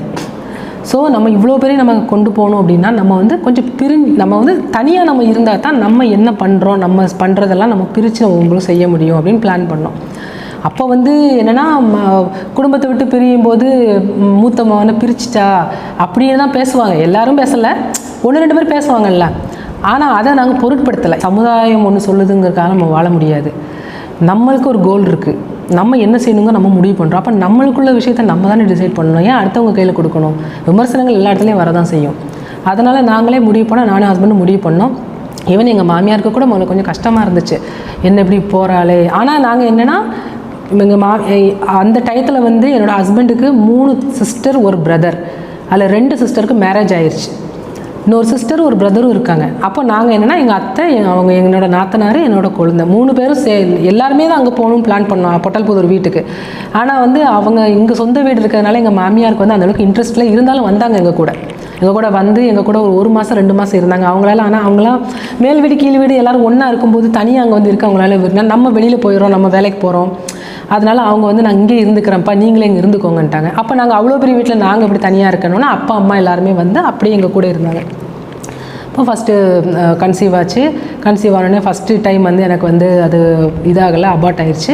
அதுக்கப்புறம் செகண்டு கன்சீவ் ஆச்சு. அதுக்கப்புறம் ஃபேமிலி அப்படியே கொண்டு போயிட்டு இருந்தோம். எங்கள் ஃபேமிலியில் வந்து ஒவ்வொருத்தங்களுக்காக அப்புறம் மேரேஜ் பண்ணி வச்சோம். அவங்க சாரோட தங்கச்சி, தம்பி, அப்புறம் அவங்க சித்தப்பா வீடு, அப்படி ஒவ்வொருத்தருக்கா அப்படி ஒவ்வொன்று நம்ம ஃபேமிலிக்கு என்ன கடமை இருக்கோ அந்த கடமையை நாங்கள் வந்து ப்ராப்பராக ஷெட்யூல் போட்டு செய்ய ஆரம்பித்தோம். நான் ஃபஸ்ட்டு சொன்ன மாதிரி யூபிஎஸ்சி ஆசை இருந்ததுன்னு சொன்னேன்ல, அந்த பீரியடில் வந்து நான் என்ன பண்ணேன்னா யூபிஎஸ்சிக்கு அப்ளை பண்ணிவிட்டு ப்ரிலிம்ஸ் எக்ஸாம் போகவே இல்லை. ஏன்னா நம்ம வந்து இப்போ படிக்க போனோன்னா இதுக்குன்னே நம்ம கான்சன்ட்ரேஷன் பண்ணணும். நம்ம ஃபேமிலியை நம்ம வந்து விட்டுட்டு போகிற மாதிரி இருக்கும். ஃபேமிலிக்கு நம்ம தான் வந்து ஆதாரமே. நம்ம மூத்த பொண்ணாக இருக்கோம், நம்ம அப்பா ஊரில் இல்லை, நம்ம அப்பாக்கே அப்போ நம்ம இந்த ஆசையை நம்ம இப்போ எடுக்கக்கூடாது அப்படின்னு சொல்லிட்டு எக்ஸாமுக்கே நான் போகலை, அப்படியே விட்டுட்டேன். ஆனால் என் ஹஸ்பண்டுக்கு எல்லாமே தெரியும், நான் சொல்லியிருந்தேன்.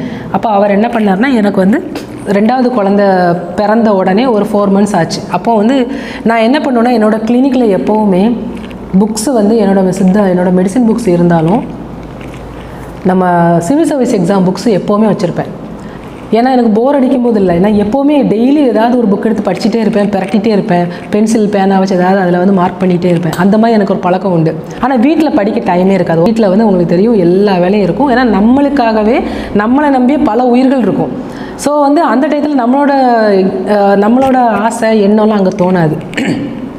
அவங்களுக்காகவே நம்மளோட லைஃப், நம்ம டைமு, நம்மளோட எல்லாமே நம்ம கொடுக்கும்போது நம்மளுக்கு அது ஒரு ஹாப்பினஸ்.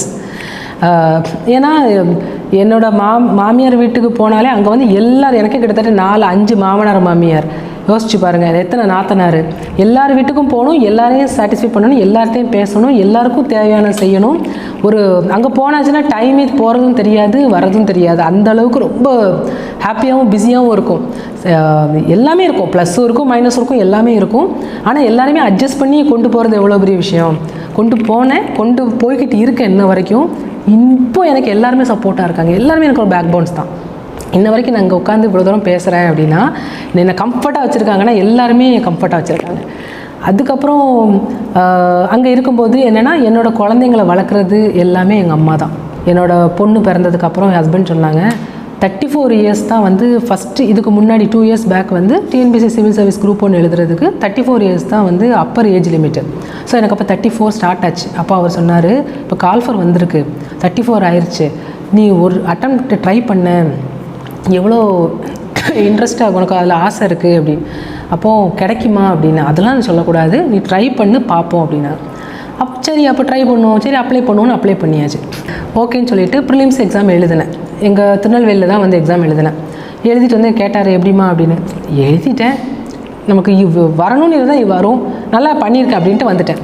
அதுக்கப்புறம் என்னோடய சிஸ்டருக்கு மேரேஜ் ரெடி பண்ணோம். அவளுக்கு அலையன்ஸ் வந்துச்சு, அவங்களுக்கு மேரேஜ் பண்ணி கொடுத்தோம்.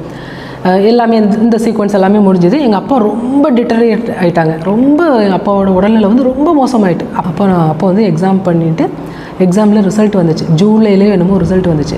அப்போ செலக்ட் ஆயிடுச்சு. செலக்ட் ஆனது கூட எனக்கு தெரியலை. ஒரு மெசேஜ் வந்தது டிஎன்பிஎஸ்சி ஆஃபீஸ்லேருந்து, இந்த மாதிரி உங்களோட டாக்குமெண்ட்ஸ் வெரிஃபிகேஷனுக்கு அனுப்புங்க. நீ எதுக்கு டாக்குமெண்ட்ஸ் கேட்டுருக்கேன்? அப்போவும் எனக்கு அந்த ஐடியா இல்லை. அதுக்கப்புறம் என் ஹஸ்பண்ட்டை சொன்னோடனே, ஆமாம் நம்ம குரூப் 1 எக்ஸாம் எழுதணும்ல. ஆமாம், உடனே வெப்சைட்டில் போய் பார்த்ததில் செலக்ட் ஆகிருந்துச்சு. அது வந்து 15 நாளைக்கு மேலே ஆயிடுச்சு போல், 20 நாள் ஆயிடுச்சு ரிசல்ட் வந்து. என் நெக்ஸ்ட் எக்ஸாம் எப்போன்னு பாருன்னு பார்த்தா அக்டோபர் 15, 16, 17 எக்ஸாம் டேட் கொடுத்துட்டாங்க. ஜூலை ஆகிட்டு, ஜூலை 30ஆம் தேதி என்னமோ ஆகிட்டு. ஆகஸ்ட் செப்டம்பர் தான், 2 மாதம் தான் இருக்குது. அக்டோபரில் எக்ஸாம் வருது, எப்படி படிக்க முடியும்? அப்போ எங்கள் ஹஸ்பண்டுக்கு வந்து ஒரு இதாகிடுச்சு, அப்போ எப்படியாவது கொண்டு போயிடணும் அப்படின்ட்டு. அப்போ வந்து இந்த இடத்துல நான் ரொம்ப முக்கியமாக சொல்லக்கூடிய ஒரு நபர் யாருன்னா, என்னோடய கிளாஸ்மேட்டு, காலேஜ் மேட்டு. அவர் பேர் கண்ணபிரான், டாக்டர் கண்ணபிரான். அவர் இப்போ வந்து currently district revenue officer Thoothukudi. அவங்க எங்கள் ஹஸ்பண்ட் எல்லாமே ஒரே பேட்ச்சு, நாங்களாம் ஒரே கிளாஸு. அப்போது அவர் வந்து எங்களோட மேரேஜுக்கு 2013 வந்து மேரேஜ் நடக்கும்போது அவர் அப்போ தான் யூபிஐ இதில் குரூப் 1 செலக்ட் ஆகிருந்தார் டெப்டி கலெக்டராக. அப்போ அவர் என்ன சொல்லியிருந்தாருன்னா, ஃபிர்தோஸ் வந்து நல்லா படிக்கிற பொண்ணுப்பா, உனக்கு தெரியாத ஒன்றும் இல்லை, இந்த மாதிரி என்ன மாதிரி சர்வீஸில் ஏதாவது சேர்த்து விட்டுரு. நான் இப்போ வந்து நானே ஒரு 2-3 தடவை ட்ரை பண்ணி தான் இப்போ எனக்கு கிடச்சிருக்கு, அவள் ஃபஸ்ட்லேயே கிளியர் ஆகிறக்குள்ள டேலண்ட் இருக்குது அப்படின்னு.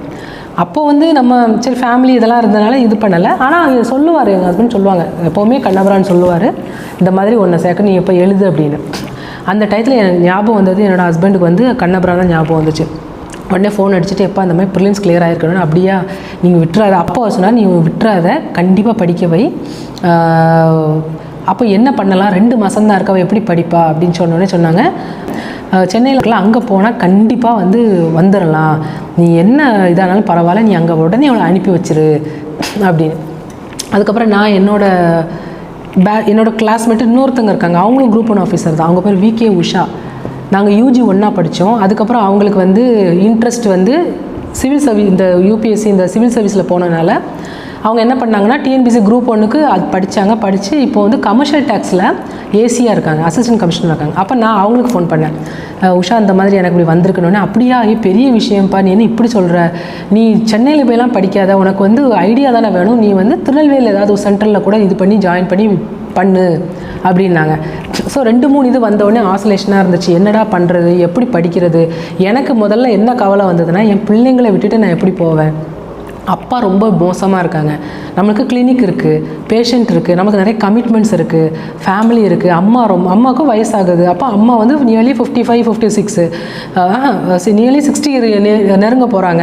அவங்க எப்படி எல்லாரையும் பார்ப்பாங்க, அவங்களால அவ்வளோ சமாளிக்க முடியாது. ஹஸ்பண்ட் எப்படி அவ்வளோ பெரிய சமாளிப்பார், ஃபேமிலி பெரிய ஃபேமிலி அப்படிங்கிற திங்கிங் தான் இருந்துச்சு. அப்போ அவர் சொன்னார், வாய்ப்பு ஒரு தடவை தான் வரும், இதெல்லாம் யோசிக்கக்கூடாது, நான் இருக்கிறேன், பார்த்துக்கிறேன், நீ இப்போ என்ன பண்ணுறேன்னா நாளைக்கே சென்னை கிளம்புற, ஜாயின் பண்ணுற அப்படின்ட்டாங்க. அப்போது எப்படி நான் நாளைக்கே போவேன் அதெல்லாம் நீ யோசிக்கவே வேண்டாம், நான் முடிவு பண்ணிட்டேன் அப்படின்ட்டாரு. அப்படின்னு சொல்லிவிட்டு டிக்கெட் போட்டாங்க. மறுநாள் சாயந்தரம் ட்ரெயினில் பஸ்ஸில் போகிறேன். இதில் இன்னொருத்தர் என்னோடய பெரிய சப்போர்ட் யாருன்னா, என்னோடய ஹஸ்பண்டோட எல்டர் சிஸ்டர் ஒருத்தங்க இருக்காங்க, ஐ மீன் தங்கச்சி தான், மூத்த தங்கச்சி, அவங்களோட ஹஸ்பண்டு. அவர் வந்து அண்ணன், எனக்கு அண்ணன் தானே, அவங்களோட அத்தை பையன்தான் அது, எங்கள் வீட்டுக்காரரோட, அதாவது எங்கள் மாமனாரோட கூட பிறந்த அக்கா பையனை தான் அவங்க மூத்த பொண்ணுக்கு கல்யாணம் பண்ணியிருக்கு.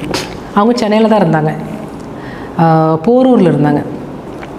அப்போது இங்கேருந்து ஃபோன் பண்ணி, மாப்பிள்ளை இந்த மாதிரி தங்கச்சி இப்படி வராங்க, எக்ஸாம் இந்த இதுக்கு வராங்க, ஜாயின் பண்ணுறாங்கன்னா நீ கவலைப்படாத மாப்பிள்ள, நான் பார்த்துக்கிறேன், தங்கச்சி அனுப்பி மட்டும் வை அப்படின்னு. அதெல்லாம் கிளம்பியாச்சு. அமௌண்ட்டு எல்லாமே எடுத்துகிட்டு போயாச்சு. அங்கே போவோம். அங்கே அண்ணன் வெயிட் பண்ணாங்க. இறங்கி நேராக அவங்க சிஸ்டர் வீட்டுக்கு போனோம். நாத்தனார் வீட்டுக்கு போயிட்டு அங்கே போய் ரெடி ஆகிட்டு எல்லாம் இது பண்ணிவிட்டு நேராக சென்டர் போயாச்சு. சென்டர் போனால் அவங்களுக்கு என்னென்னா, நம்ம தங்கச்சி, அவங்களுக்கு கூட பிறந்த தங்கச்சி இருந்தாலும் நம்மளை அதை விட மேலே வச்சுருப்பார் என்ன. அவர் என்னென்னா, இவ்வளோ தூரம் படிக்கிறது, இதுக்கப்புறம் நீ படிக்கிறது இவ்வளோ தூரம் வரியம்மா அப்படின்ட்டு அவருக்கும் சந்தோஷம். உடனே போனோம், வச்சோம், எல்லாமே பார்த்தோம். ஆஃபீஸில் பார்த்தோம், என்னம்மா ஏதுன்னு கேட்டாங்க. அப்போது ஒரு சார் இருந்தார் ஆஃபீஸ் ரூமில். அந்த சார் வந்து, என்ன மேடம் நீங்கள் என்ன, நான் இந்த மாதிரி டாக்டராக இருக்கேன் சார், சித்தா டாக்டர். இந்த மாதிரி எனக்கு ப்ரிலிம்ஸ் கிளியர் ஆகிடுச்சு சார், நான் மெயின்ஸ் படிக்கணும், மெயின்ஸுக்கு 2 months நீங்கள் படிப்பீங்களாம்மா அப்படின்னு கேட்டார். தெரியல சார், நான் அதான் சார் முயற்சி பண்ணி உங்கள் சென்டருக்கு வந்திருக்கேன் அப்படின்னு சொன்னேன். சரிம்மா அப்படின்ட்டு டேரக்டர் இப்போ வந்துடுவார். அப்போ சரின்னு சொல்லிட்டு வெயிட் பண்ணோம். அப்புறம் சாரை பார்க்க போனோம். சார் வந்தார், அப்பாயின்மெண்ட் கொடுத்தாரு. சாரை பார்த்தோம். அப்போ சார் கேட்டாங்க, நீங்கள் என்னவா இருக்கீங்க, இதெல்லாம் சொன்னேன். ஓகேம்மா, நீங்கள் ட்ரை பண்ணுங்கள், ஒன்றும் பிரச்சனை இல்லை, படிங்க, பார்த்துக்கலாம் அப்படின்ட்டாங்க. சரின்னு சொல்லிவிட்டு சேஃப்டியாக பார்த்து என்னை கொண்டு போய் விட்டுட்டு நாளைக்கு வரமா அப்படின்னு சொல்லிட்டு கிளம்பிட்டாங்க. அதுக்கப்புறம் என்ன பண்ணாங்கன்னா, மறுநாள் வந்து புக்ஸ் வாங்க போனோம். புக்ஸ் எல்லாமே என்னென்ன வேணுமோ எல்லாமே வாங்கி எல்லாம் கொடுத்துட்டு, மென்டல் சப்போர்ட்டு எப்படின்னா, கண்டிப்பாக நீ வருவமா, அவர் எனக்கு உண்மையான அந்த அண்ணன், அவர் பேர் அலி, முகமது அலி, நீ கண்டிப்பாக வருவமா, நீ உனக்கு கண்டிப்பாக கிடைக்கும், நீ நல்ல படி, நீ எதையும் பற்றி கவலைப்படாத, அண்ணன் இங்கே இருக்கேன், எதுக்குனாலும் அண்ணன் உடனே கூப்பிட்டு வந்துடுவேன்றோம். சரின்ட்டு போனேன்.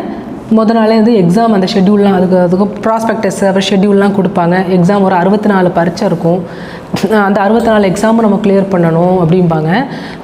அப்போது ஃபஸ்ட் டே கிளாஸ் போனேன். கிளாஸ் போனோடனே எல்லாருமே வந்து மேக்ஸிமம் ஒரு 6 months அந்த மாதிரி தான் படிச்சுட்டு இருந்திருப்பாங்க. நான் தான் ஃப்ரெஷ்ஷாக போய் உள்ளே போய் உட்காந்துருக்கேன். எல்லாருமே ஓரளவுக்கு கேட்குறதுக்கெல்லாம் பதில் சொல்கிறாங்க, வைக்கிறாங்க. எனக்கு அந்தளவுக்கு தெரியலை.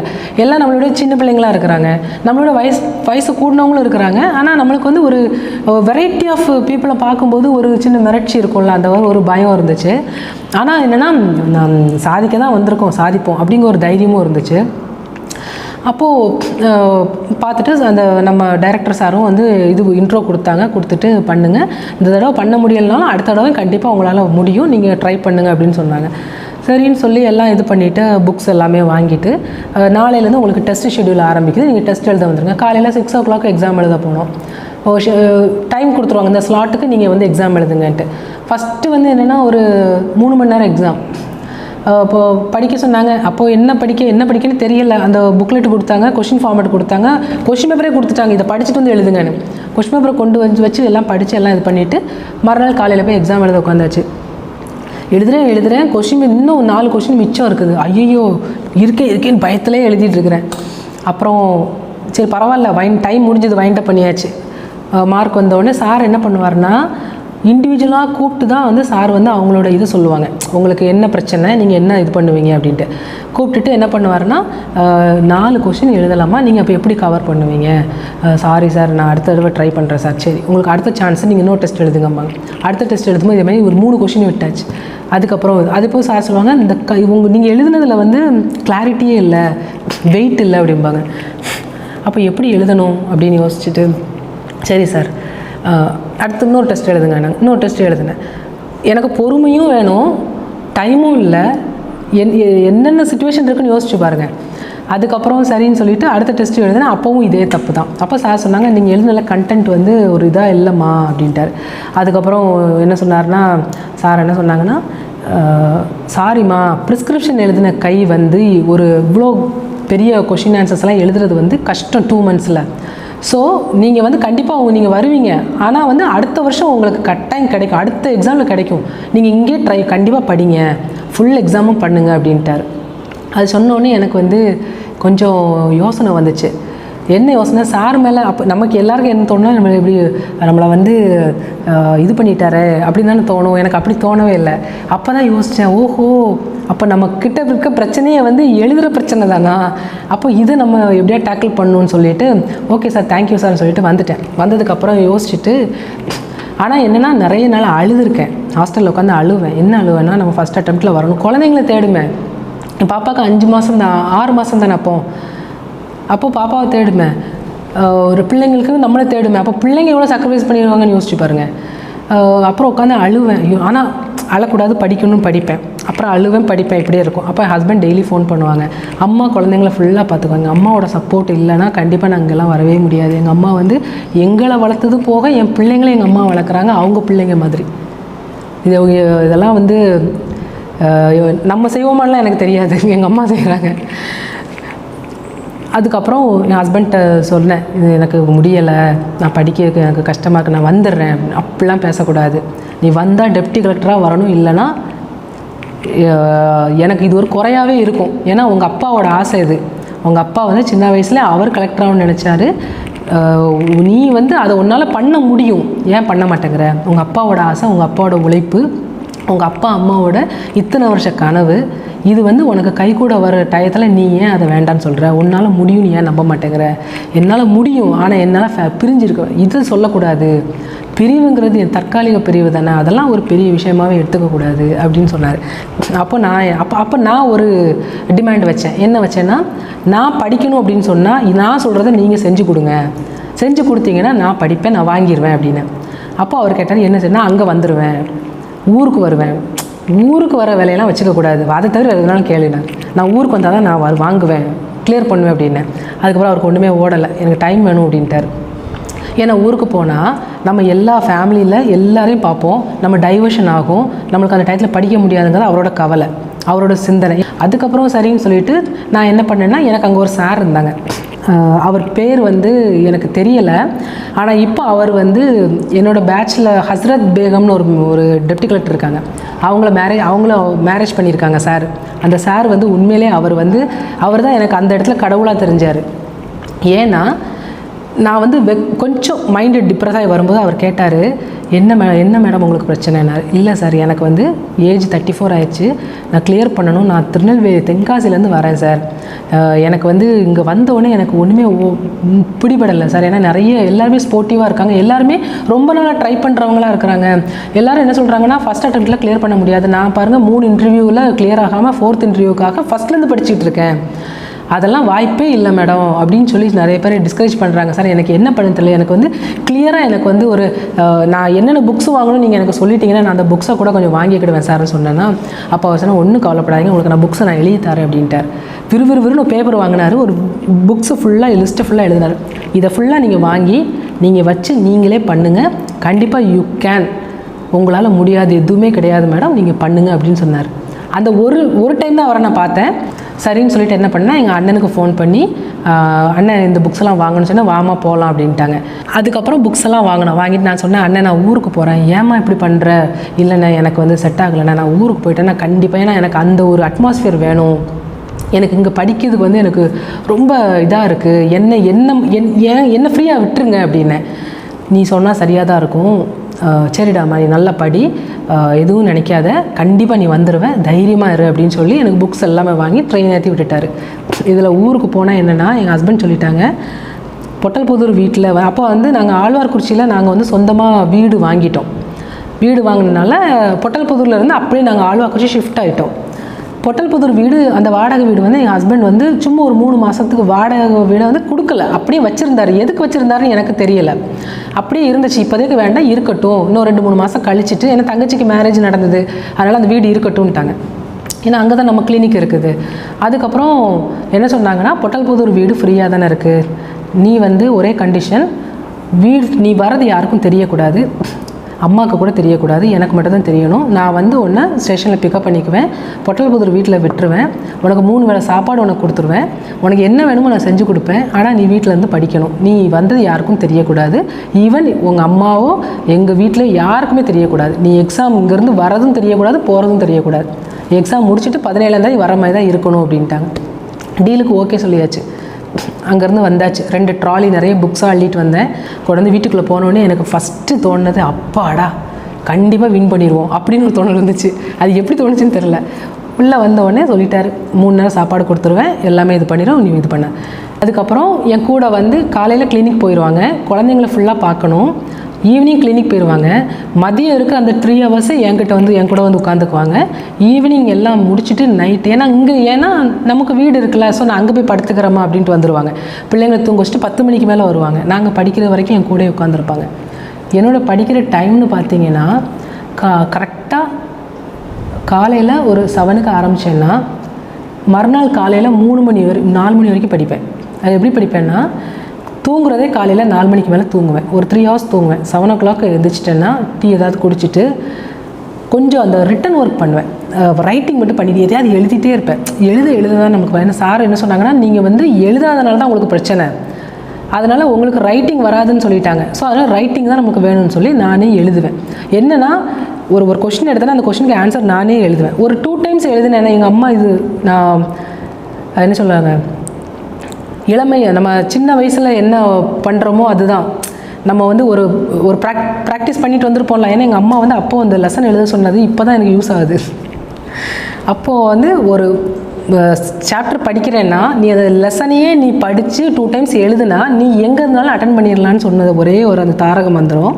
இன்றைக்கி நான் வந்து அந்த இதுக்கு எழுதும்போது எனக்கு அப்படியே மைண்டில் ஒரு இடம் ஏறிடும், இன்னொரு இடம் எழுதும்போது ஏறிடும், ஒரு இடம் பார்க்கும்போது எனக்கு அதை எங்கே நான் ஃபிட் பண்ணணுங்கிறது எனக்கு தெரிஞ்சிடும்.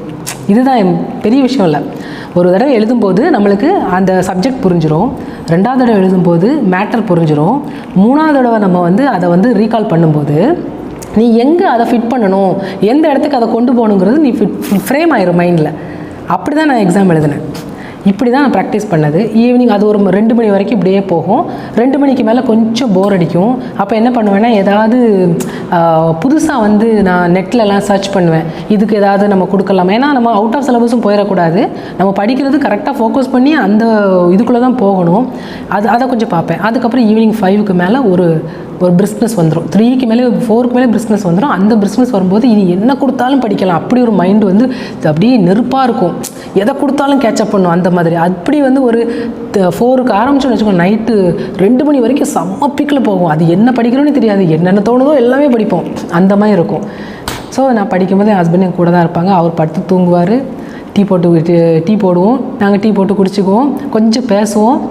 அதுக்கப்புறம் என்னென்னா படித்ததை வந்து நான் என்னென்னா அவர்கிட்ட தான் வந்து இது பண்ணுவேன். என்ன பண்ணுவேன்னா, இப்படி தான் மேட்ரு, இந்த மேட்ரை நான் கரெக்டாக சொல்கிறேன்னா பாருங்கள், நான் எழுதுறேன்னா பாருங்கன்னு சொல்லுவேன். அவர் வந்து அந்தளவுக்கு அவருக்கு அந்த இது இல்லைன்னு சொல்லுவார், ஐடியா இல்லை. ஆனால் நான் வந்து முடிஞ்சளவுக்கு ஜஸ்டிஃபை பண்ணி கொடுப்பார். சொல்லுவார், இது ஏதோ மிஸ்டேக் இருக்குப்பா, எனக்கு சொல்ல தெரியலை, நீ ரெக்டிஃபை பண்ணிக்கணும்னு சொல்லிடுவார்.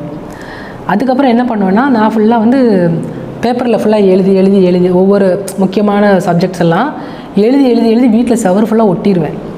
ஏன்னா நடக்கும்போது அதை பார்த்துட்டே நடக்கிறது, அப்பப்போ டீ குடிக்கும்போது சும்மா இருக்கும்போதெல்லாம் அப்படியே பார்க்குறது, அப்படி ரீகால் பண்ணுறது, அந்த மாதிரிலாம் நிறைய படிச்சிருக்கேன்.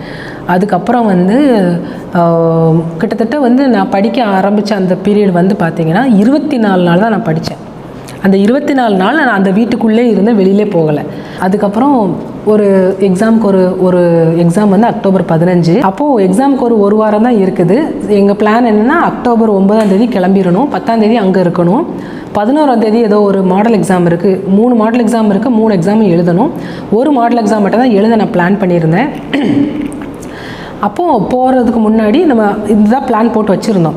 அப்போ என்ன சொன்னார்னா, பாப்பா வந்து கொஞ்சம் நடக்க ஆரம்பிக்கிறா அப்படின்னு சொன்னாங்க. அப்போ எனக்கு ரொம்ப அப்படியே இதாகிடுச்சு. அப்புறம் அழுதுட்டு எனக்கு பாப்பாவையும் பிள்ளைங்களையும் கொஞ்சம் பார்க்கணும், எனக்கு ஒரு நாளாவது கூட்டிகிட்டு வாங்க. அப்போது இல்லை வந்தால் நீ வந்து மென்டலாக இப்போ ஸ்ட்ராங்காக இருக்க, நீ ரொம்ப இதாகிடுவேன், நீ இல்லை தயவுசெய்து கூட்டிகிட்டு வாங்கன்னு சொன்னோடனே ஊருக்கு போகிறதுக்கு முந்தின நாள் என் அம்மா, என் பையன், என் பொண்ணு, என் பையனுக்கு அப்போ வந்து பையனுக்கு வந்து 2.5 வயசு ஆமாம் அப்படி தான் இருக்கும். பொண்ணுக்கு வந்து அப்போ 8 months ஆச்சு. பையனுக்கும் பொண்ணுக்கும் 1.5 வயசு தான் டிஃப்ரென்ஸு.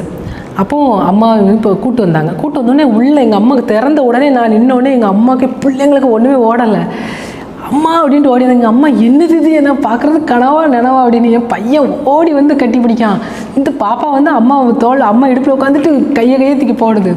அப்போ தான் எப்போ வந்து என்ன அப்போ சொன்னார் எங்கள் ஹஸ்பண்ட், சொன்னாங்க, பொறுமையாக இருங்க, அவசரப்படாதீங்க, டென்ஷன் ஆகாதீங்க, பதட்டப்படாதீங்க, அவள் வந்து 25 நாள் ஆகுது, 22 நாள் ஆகுது, நாளைக்கு ஊருக்கு போகிறான். என்னது நாளைக்கு ஊருக்கு போகிறா? ஆமாம், படிக்கிறதுக்காக வந்திருக்காமல் நான் உங்களுக்கு எல்லாம் நான் சொல்கிறேன்னு சொன்னேன். எங்கள் அம்மாவுக்கு வந்து அதை மைண்டில் ஏற்றுக்க முடியல. எங்கள் அம்மா கொஞ்சம் அப்நார்மலாகவே தான் இருந்தாங்க. அதுக்கப்புறம் என் பாப்பா வந்து நடக்கான்னு சொன்னால் அவளை வந்து அப்படி விட்ட உடனே அவள் தவண்டு போயிட்டு அங்கேருந்து செவரை பிடிச்சி அப்படி நடந்து வந்தா. அதை பார்த்த உடனே எனக்கு சந்தோஷமாக இருந்தது. அந்த தருணத்தெல்லாம் சொல்ல முடியாது. அதுக்கப்புறம் நாளைக்கு ஊருக்கு போகிறோமா, ஆசீர்வாதம் பண்ணுங்கம்மா, நான் ப்ளஸ் பண்ணுங்கம்மா, நான் நல்லபடியாக எக்ஸாம் எழுதிட்டு வரணும்னு எங்கள் அம்மா வந்து ரொம்ப இதாகிட்டாங்க. அப்போது எங்கள் அம்மாட்ட சொன்னேன், பிள்ளைகள் இவ்வளோ தூரம் நல்லபடியாக பார்த்துட்ருக்கோம், இதே மாதிரி எங்களை விட மேலே நீங்கள் பிள்ளைகளை பார்க்கணும் அப்படின்னு சொல்லி எங்கள் அம்மாட்ட சொல்லிவிட்டு மறுநாள் வந்து நான் கிளம்பிட்டேன். எக்ஸாம் போனேன். அங்கே போன உடனே ஒரே ஒரு மாடல் எக்ஸாம் எழுதினேன். எக்ஸாம் எழுதிட்டு ஆன்சர் ஷீட்டெல்லாம் வாங்கினேன், மார்க்கெலாம் பார்க்கல. இதில் வந்து நான் என்ன சொல்ல வரேன்னா, சார் சொன்ன அந்த ஒரு டயத்தில் வந்து நான் வந்து சார் மேலே எனக்கு கோவம் வந்திருக்கணும், நான் வெக்ஸாக இருந்திருக்கணும். ஆனால் அதை வந்து நான் ஒரு ப்ளஸ் பாயிண்ட்டாக தான் எடுத்தேன். ஏன்னா உங்களுக்கு எழுத முடியாது, ப்ரிஸ்கிரிப்ஷன் எழுதின கை வந்து 10 வருஷம் நான் கேப்லாம், ஏன்னா காலேஜ்லேருந்து 10 இயர்ஸ் 8 இயர்ஸ் நம்ம கேப் விட்டதுனால நம்ம அவ்வளோ தூரம் படிக்க முடியாது, நம்மளால் எழுத முடியாது. அதுவும் ஃபேக்ட்டு தான், உண்மை தான். ஆனால் அதையும் வந்து நான் வந்து அனலைஸ் பண்ணிவிட்டு என்ன பண்ணேன்னா, அங்கே நான் கற்றுக்கிட்ட ஒன்று என்னென்னா, அடுத்தவங்க கூட நம்மளை கம்பேர் பண்ணவே கூடாது. பிகாஸ் ஒவ்வொருத்தங்களுக்கும் ஒவ்வொரு இண்டிவிஜுவாலிட்டி உண்டு, ஒவ்வொருத்தங்கள்ட்ட ஒரு பெக்யூலியாரிட்டி உண்டு, ஒவ்வொருத்தங்களுக்கும் ஒரு யூனிக்னஸ் உண்டு. கடவுளோட படைப்பே அதுதான். நீ என்னவாகணும் அப்படிங்கிறது கடவுள் உனக்குள்ளே தான் வச்சுருக்காரு, அடுத்தவங்கள பார்த்து ஆகிறது இல்லை. அப்போது நம்மளுக்குள்ளே ஏதோ ஒரு விஷயம் இருக்குது. அப்போது என்ன நான் கம்பேர் பண்ணணும். ஸோ நான் என்ன அனலைஸ் பண்ணுவேன்னா, இன்றைக்கி நான் என்ன படிச்சிருக்கேன், இன்றைக்கி நான் எப்படி அப்ளை பண்ணுறேன், நாளைக்கு அப்ளை பண்ணதுக்கப்புறம் இதுலேருந்து எனக்கு இதில் என்ன டிஃப்ரென்ஸ் இருக்குது. So I compared my self. நான் என்ன தான் கம்பேர் பண்ண தவிர யாரையும் என் கூட கம்பேர் பண்ணலை, யார் கூடயும் என்ன கம்பேர் பண்ணலை. ஏன்னா ஒவ்வொருத்தவங்களும் படிக்கிறத பார்த்திங்கன்னா, ஒருத்தவங்க வந்து ரூமை விட்டே வெளியில் வர மாட்டாங்க, அவங்கள பார்க்குறதே கஷ்டமாக இருக்கும், இப்படி படிப்பாங்க. ஒருத்தவங்க பார்த்திங்கன்னா ரொம்ப கேஷுவலாக ஃப்ரீயாக ஜாலியாக இருப்பாங்க. ஒருத்தவங்க என்ன சொல்லுவாங்கன்னா, மேடம் வாய்ப்பே இல்லை மேடம், 4 டைம்ஸ் நான் அட்டன் பண்ணிட்டேன், இப்போவும் எனக்கு கிடைக்குமான்னு தெரியல, இதெல்லாம் சான்ஸே இல்லை மேடம், இதெல்லாம் லக்கு அப்படிம்பாங்க. அது போக வந்து கொஞ்சம் அமௌண்ட்டு அந்த மாதிரிலாம் கொடுக்கணும், நிறைய செலவு அப்படிலாம் பேசுவாங்க. அதனாலே வந்து மேக்ஸிமம் அந்த லொக்கேஷனில் அந்த என்வரான்மெண்ட்டில் இருக்கக்கூடாதுன்னு முடிவு பண்ணது காரணம் அதுதான். ஏன்னா என்ன யாருமே டிமோட்டிவேட் பண்ணக்கூடாது, என்ன நான் தான் மோட்டிவேட் பண்ணணும். எனக்கு மோட்டிவேட் பண்ணுறதுக்கு எனக்கு அவ்வளோ பேர் எங்கள் வீட்டில் இருக்கும்போது நான் ஏன் வந்து இவங்களை பார்த்து டிமோட்டிவேட் ஆகிறது. என்னோட திறமையையும் என்னோட முன்னேற்றத்தை நான் ஏன் இவங்களுக்காக நான் வந்து இவங்களை பார்த்து நான் ஏன் வந்து அதை வந்து இழக்கிறேன். ஏன்னா எனக்கு கிடச்சிருக்கிறது ப்ரிஷியஸான ஒரு வாய்ப்பு, கடவுள் கொடுத்த ஒரு வாய்ப்பு. நீ இதை இவ்வளோதான் டைமு, இதில் நீ வந்துக்கோ. அப்போ அதை நம்ம எப்படி முடியுமோ அந்த அளவுக்கு நான் வந்து யோசித்து என்ன அனலைஸ் பண்ணி, அதாவது என்ன சொன்னாங்கன்னா, இவ்வளோ எக்ஸாம் எழுதினா தான் உங்களால் அங்கே போய் எழுத முடியும்னாங்க. அப்படியா? அப்போ நான் வந்து அந்த எக்ஸாமை எழுதலை. இப்படி தான் நான் யோசித்தேன். 4 எக்ஸாம் எழுதினேன் நான், அதுக்கப்புறம் எழுதலை. ஏன்னா ஒவ்வொரு டைம் நம்ம போய் நம்ம டிமோட்டிவேட் ஆகக்கூடாது. ஏன்னா நம்ம என்ன கடவுளா, மனுஷன் தானே. 2 தடவை நம்ம வந்து என்ன நினைப்போம், சரி கிரெடிட்டாக எடுத்துக்குவோம். 4ஆவது தடவை 5 தடவை போகும்போது என்ன நினைப்போம், இது இப்படி சொல்கிறாரு, வாய்ப்பே இல்லை, வீட்டுக்கு போயிட வேண்டியது, இப்படி தான் உங்களுக்கு தோணும். அப்போ அந்த ஒரு ஸ்டேஜுக்கு நம்ம போகக்கூடாதுன்னு சொல்லி எனக்கு நிறைய ஃப்ரெண்ட்ஸ் ஃபோன் பண்ணாங்க. என்ன ஃபோன் பண்ணாங்கன்னா, மேடம் இந்த எக்ஸாம்லாம் எழுதணும் மேம், நீங்கள் எழுதி பழகுனா தானே நீங்கள் போய் அங்கே போய் எழுதுவீங்க, நீங்கள் என்ன இப்படி எக்ஸாம் எழுதாமல் அங்கே ஊரில் உட்காந்து படிச்சுட்ருக்கீங்க அப்படின்ட்டாங்க. சரி மேடம், ஒன்றும் பிரச்சனை இல்லை, பார்த்துக்கலாம், நாங்களே எக்ஸாம் போங்க அப்படின்னு. அதுக்கப்புறம் மெயின் மாடல் எக்ஸாம் மட்டும் ஒன்று எழுதினேன். அது ஏன் எழுதினேன்னா, புக்லெட் எப்படி இருக்கும், எப்படி நம்ம அந்த 3 மார்க்ஸ் கொஷினை எப்படி அதுக்குள்ளே ஃப்ரேம் பண்ணலாம், 5 மார்க்ஸ் கொஷினை எப்படி ஃப்ரேம் பண்ணலாம், 8 மார்க்ஸ்க்கு எப்படி ஃப்ரேம் பண்ணலாம் அப்படிங்கிறது பார்க்குறதுக்காக தான் அந்த எக்ஸாமை எழுத போனேன். அந்த எக்ஸாம் எழுதினேன். மார்க்கெலாம் நான் பார்க்கல, ஏன்னா நிறைய பேருக்கு போர்டில் போட்டாங்க, இவங்க ஃபஸ்ட்டு அவங்க செகண்ட் தேர்டு, அதெல்லாம் எனக்கு தேவையே இல்லை. இதை மட்டும் பண்ணிவிட்டு நான் பாட்டுக்கு வந்துட்டேன். அதுக்கப்புறம் நேராக 15th அன்றைக்கி எக்ஸாம் ஹால் தான் போனேன். பீஸ்ஃபுல்லாகவே எக்ஸாம் எழுதினேன். 16th எழுதினேன், 17th எழுதினேன், நீட்டாக எழுதினேன்.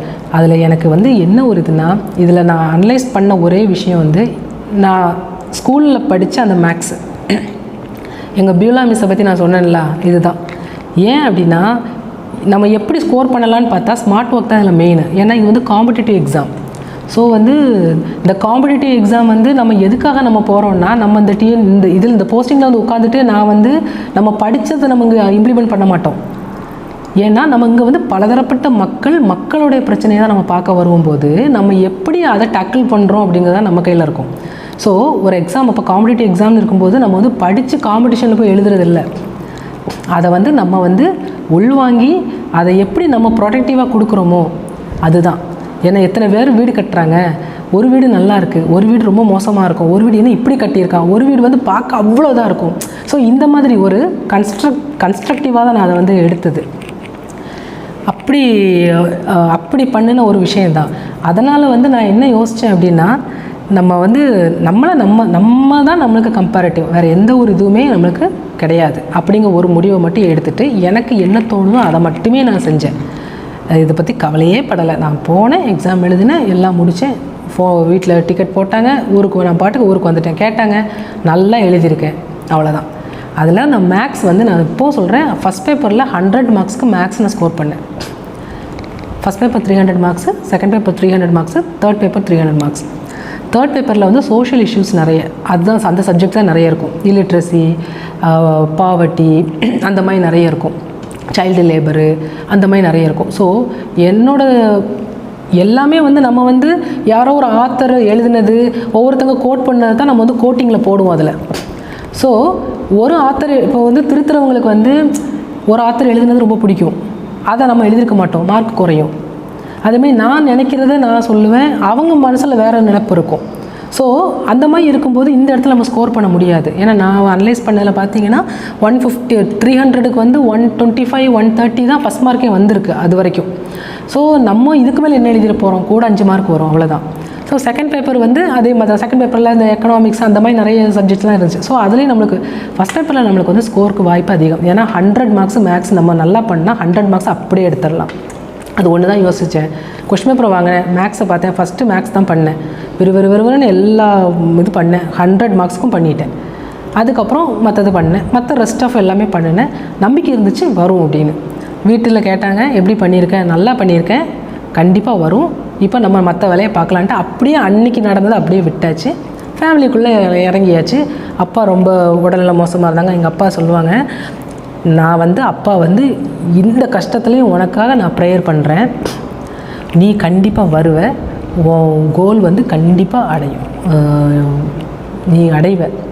ஏன்னா எங்கள் அப்பா அப்போது அவ்வளோ வெல்பில்ட்டாக இருந்ததுலேருந்து எங்கள் அப்பா வந்து ரொம்ப மோசமான நிலைமைக்கு போகிற வரைக்கும் எங்கள் அப்பாவோட உயிர் மூச்சிலையும் அவருடைய சிந்தனையிலையும் அவரோட எண்ணத்துலையும் அவரோட ப்ரேயர்லேயும் நம்ம பிள்ளைங்க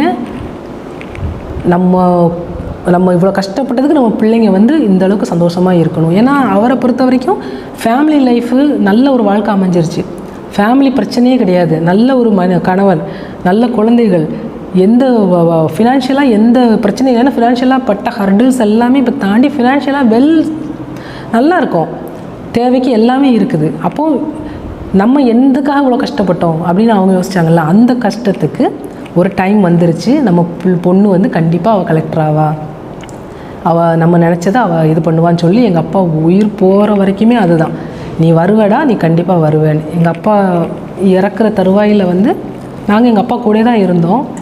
எங்கள் அப்பா வந்து லாஸ்ட்டாக ஒரு 20 டேஸ்க்கு வந்து ஃபுட்டு அதுவும் 2018 எங்கள் அப்பா இறக்கும்போது 2018 மார்ச்னு நினைக்கிறேன். ஏன்னா நான் எக்ஸாம் முடிச்சு வந்துட்டு தங்கச்சிக்கு மேரேஜ் பண்ணேன். அப்பா ரொம்ப முடியாமல் இருக்காங்க, தங்கச்சிக்கு அலைன்ஸ் பார்த்து செட் ஆகி அவளுக்கு மேரேஜ் பண்ணிட்டோம். அப்போ அவங்க வந்து ஃபுல் டேர்மாக இருந்தாங்க, கன்சீவாக இருந்தாங்க. எங்கள் அப்பா ஒரு 20 நாளாக ஃபுட் இன்டேக் எதுவுமே கிடையாது, வெறும் துளசி தண்ணி மட்டும்தான் குடிச்சிட்டே இருந்தார். ஆள் வந்து ரொம்ப அப்படி கடைசியில் வந்து எலும்பு கூட ஆயிட்டார். எங்கள் அப்பா வந்து அதிகாலையில் 4 மணி 4:45 தான் இறந்தார். அவர் இறக்குற டைம் வரைக்கும் அந்த ஒரு 3:45 வரைக்கும் எங்கள் அப்பா கூட தான் இருந்தோம். அதுக்கு அடுத்த செகண்ட் நாங்கள் கொஞ்சம் தூங்கிட்டோம். அதுக்கப்புறம் பார்த்தா எங்கள் அப்பா இறந்துட்டாங்க. ஆனால் வாழ்க்கையில் நான் வந்து அழுதது வந்து எங்கள் அப்பா இறந்ததுக்கு தான் நான் ரொம்ப அழுதேன். எங்கள் அப்பா உயிரோடு இருக்கும்போது அவர் வந்து இவ்வளோ தான் கஷ்டப்படும்போது கூட வந்து ஊரில் வந்து யாருமே அந்த அளவுக்கு வந்து அவரை ரெக்கக்னைஸ் பண்ணலை. அந்த கஷ்டத்தை அப்பா அவங்க ஃபீல் பண்ணலாம். ஆனால் எங்கள் அப்பா இறந்ததுக்கு ஊரே திரண்டு வந்துச்சு. எப்படி பிள்ளைகளை வளர்த்துருக்கான், இப்படி பிள்ளைகளை வளர்க்கணும், பிள்ளைகள்லாம் இப்படி இருக்கணும், இப்படி வளர்க்கணும் பிள்ளைங்களை. ஆனால் மூத்த பொண்ணுனா மூத்த பையன்தான் அப்படின்னு சொல்லி நம்மளுக்கு அதுக்கு தகுந்த ஒரு லைஃப் பார்ட்னர் வேணும்ல. அந்த வகையில் வந்து எல்லா வகையிலும் நான் பிளஸ்டு தான், அப்பா அம்மாலேருந்தும் பிளஸ்டு தான், லைஃப் பார்ட்னர்லேயும் பிளஸ்டு தான், என்னோடய குழந்தைங்கள் வகையிலையும் பிளஸ்டு தான். ஏன்னா இந்த அளவுக்கு நான் உட்காந்து கம்ஃபர்ட்டாக படிக்க வச்சது என் பிள்ளைங்க தானே. கொஞ்சம் அம்மாவை பார்க்காம நான் இருக்க மாட்டேன், அம்மா தான் எனக்கு வேணும்னு சொன்னால் என்ன பண்ண முடியும்? ஏன்னா என் ஹஸ்பண்டு புரிய வச்சார் பிள்ளைங்களுக்கு, அப்போவே என் பையனுக்கு புரிய வச்சார். அம்மா வந்து கலெக்டர் எக்ஸாமுக்கு படிக்க போயிருக்காங்க, ஸோ அம்மாவை நம்ம கஷ்டப்படுத்தினா அம்மா படிக்க முடியாது, நீ அம்மா தேடக்கூடாது, அப்பா இருக்கேன் இதனால் அப்பாட்ட கேள, அம்மாவுக்கு வீடியோ கால் பேசுவோம், இப்படி தான் சொல்லி வளர்த்தேன். என் பையன் ஃபோன் பண்ணும்போது சொல்லுவான், அவனுக்கு என்ன வயசு அப்போ, அம்மா நீ நல்லா படிக்கணும், நீ கலெக்டராக தான் வரணும். அப்போவே என்ன கூப்பிடுவாங்கன்னா ஃபிர்தோஸ் ஃபாத்திமா, டாக்டர் ஃபிர்தோஸ் ஃபாத்திமா டெப்டி கலெக்டர்னு தான் கூப்பிடுவாங்க. டெப்டி கலெக்டர் தான் கூப்பிடுவாங்க. நான் வர முன்னாடியே, போஸ்டிங் வர முன்னாடியே என்னை எப்படி கூப்பிடுவாங்கன்னா, doctor K Firdous Fathima deputy collector, இப்படி தான் என் பையன் என்னை கூப்பிடுவான். ஏன்னா மோட்டிவேஷன், இப்படி தான் மோட்டிவேஷன் கொடுத்தாங்க. அந்த மோட்டிவேஷனில் தான் நான் வந்தது. அப்போ தான் நினைப்பேன், பிள்ளைங்களே இவ்வளோ தைரியமாக இருக்கும்போது நம்ம ஏன் பிள்ளைங்களை தேடி அழணும்? அதெல்லாம் ஒன்றுமே இல்லை. அதுக்கப்புறம் எங்கள் அப்பா வந்து தவறுனதுக்கப்புறம் 10 நாள் கழித்து என் தங்கச்சிக்கு வந்து பையன் பிறந்தான். அப்படியே கொஞ்சம் வந்தபோது அப்புறம் என் ஹஸ்பண்டோட சிஸ்டருக்கு மேரேஜ் பண்ணுறதுக்கு எல்லாம் அலைன்ஸ் எல்லாம் பார்த்தோம், ரெடி பண்ணோம். அதுக்கப்புறம் பார்த்தோன்னா மெயின்ஸ் ரிசல்ட் வந்துருச்சு. மெயின்ஸ் ரிசல்ட் வரும்போது வந்துருச்சுன்னு சொன்னோடனே பயங்கர பயமும் டென்ஷனும், அப்படியே ஒரு ஸ்ட்ரெஸ்ஸு. நல்ல ஞாபகம் இருக்குது. நைட்டு கரெக்டாக 9:30 to 10 அப்போ தான் அந்த மார்க் லிஸ்ட் எல்லாம் பார்த்து எல்லாம் இது பண்ணதுக்கப்புறம் டிசி கண்டிப்பாக இருக்குது, டிசி போஸ்டிங்க்கு கட்டாயம் எலிஜிபிள்னு சொல்லி எனக்கு தெரிஞ்சதுக்கப்புறம் தான் ஒரு இதாக இருந்துச்சு. இன்டர்வியூக்கு போகும்போது அப்படி தான். இன்டர்வியூக்கு வந்து அங்கே சென்டர்லேருந்து ஃபோன் பண்ணாங்க, மேடம் நீங்கள் செலக்ட் ஆகிட்டீங்க, இன்டர்வியூக்கு வந்து கோச்சிங்க்கு வாங்க அப்படின்னு. சரிங்க சார் அப்படின்னு சொல்லி வச்சுட்டேன். அதுக்கு ஹஸ்பண்ட் கேட்டாங்க, இன்டர்வியூக்கு கோச்சிங் போறியான்னு. எனக்கு எந்த கோச்சிங்கும் வேண்டாம், நான் வீட்டில் இருந்து நான் இன்டர்வியூக்கு நான் ப்ரிப்பேர் பண்ணுறேன், நான் உங்கள்கிட்ட சொல்கிறேன், நான் சொல்கிறது சரியாக இருந்தால் நீங்கள் எனக்கு இது பண்ணுங்கள். இப்படி தான் வீட்டில் இது பண்ணேன். அந்த டயத்தில் வந்து என்னோடய நாத்தனாருக்கு வந்து நிச்சயம் பண்ணோம். நிச்சயம் பண்ணுன்னா மறுநாள், நான் நிச்சயம் பண்ண அன்னைக்கு நான் சென்னை போகிறேன். நிச்சயம் முடிச்சுட்டு அன்றைக்கி சென்னை போகிறேன், இன்டர்வியூ அட்டன் பண்ணுறேன். அப்போது நான் தனியாக தான் போகிறேன். அங்கே அண்ணன் வந்துட்டாங்க, கூப்பிட்டு போனாங்க, இன்டர்வியூ அட்டன் பண்ணேன், இன்டர்வியூவில் செலக்டட். அதுக்கப்புறம் வந்துட்டேன். அதுக்கப்புறம் பார்த்தா கவுன்சிலிங்க்கு மட்டும்தான் என் ஹஸ்பண்ட் வந்தாங்க. போயிட்டு கவுன்சிலிங் போனோம். கவுன்சிலிங் போயிட்டு டெப்டி கலெக்டர் ஆர்டர் வாங்கியாச்சு. அப்படியே ஊருக்கு வந்தோம். ஊருக்கு வரும்போது கவுன்சிலிங் போகும்போது என்னோடய சிஸ்டர் அவங்க சாரோட தங்கச்சிக்கு மேரேஜ் முடிச்சுட்டு தான் கவுன்சிலிங் போனோம். கவுன்சிலிங் முடிச்சுட்டு ஊருக்கு வரோம். எங்களுக்கு எதுவுமே தெரியாது. நானும் ஹஸ்பண்ட் தான் போகிறோம், நானும் ஹஸ்பண்ட் தான் வரோம். ட்ரெயினில் வந்து திருநெல்வேலியில் இறங்கிட்டு அங்கேருந்து எங்களுக்கு பேசஞ்சர் ட்ரெயின் இருக்குது எங்கள் ஊருக்கு, ஆம்பூருக்கும் ஆழ்வார்குறிச்சிக்கும். அந்த ட்ரெயினில் வரோம். கீழாம்பூரில் ஸ்டேஷன் வரும்போது ஸ்டேஷனில் வண்டி நிற்கிது. நின்ன உடனே பார்த்திங்கன்னா அவ்வளோ ஒரு மாசு நிற்காங்க. யார் எதுக்குன்னே தெரியல. நாங்கள் எங்கள் மாமியார் வீட்டுக்கு தான் போகணுன்ட்டு இறங்கவும் மாலை போட்டாங்க. பார்த்தா ஊர் பொதுமக்கள், எங்கள் ஃபேமிலியே நிற்கிது. எங்கள் அம்மா தான் முன்னாடி நிற்காங்க, என் 2 பிள்ளைங்க இருக்காங்க.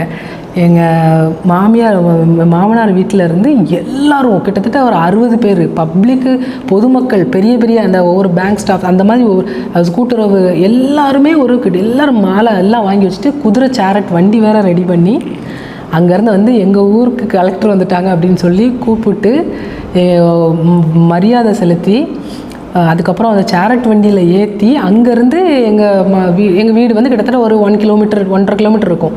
அது வரைக்கும் சேரட் வண்டியிலே கூட்டிகிட்டு போய் இறக்கி அங்கே சின்னதாக ஒரு கௌரவ விழா வச்சுருந்தாங்க. அதில் இது பண்ணி பேச சொல்லி, அதுக்கப்புறம் எங்கள் மாமனாரை சொல்லி அவங்க வந்து கொண்டு வந்தாங்க மருமகளை.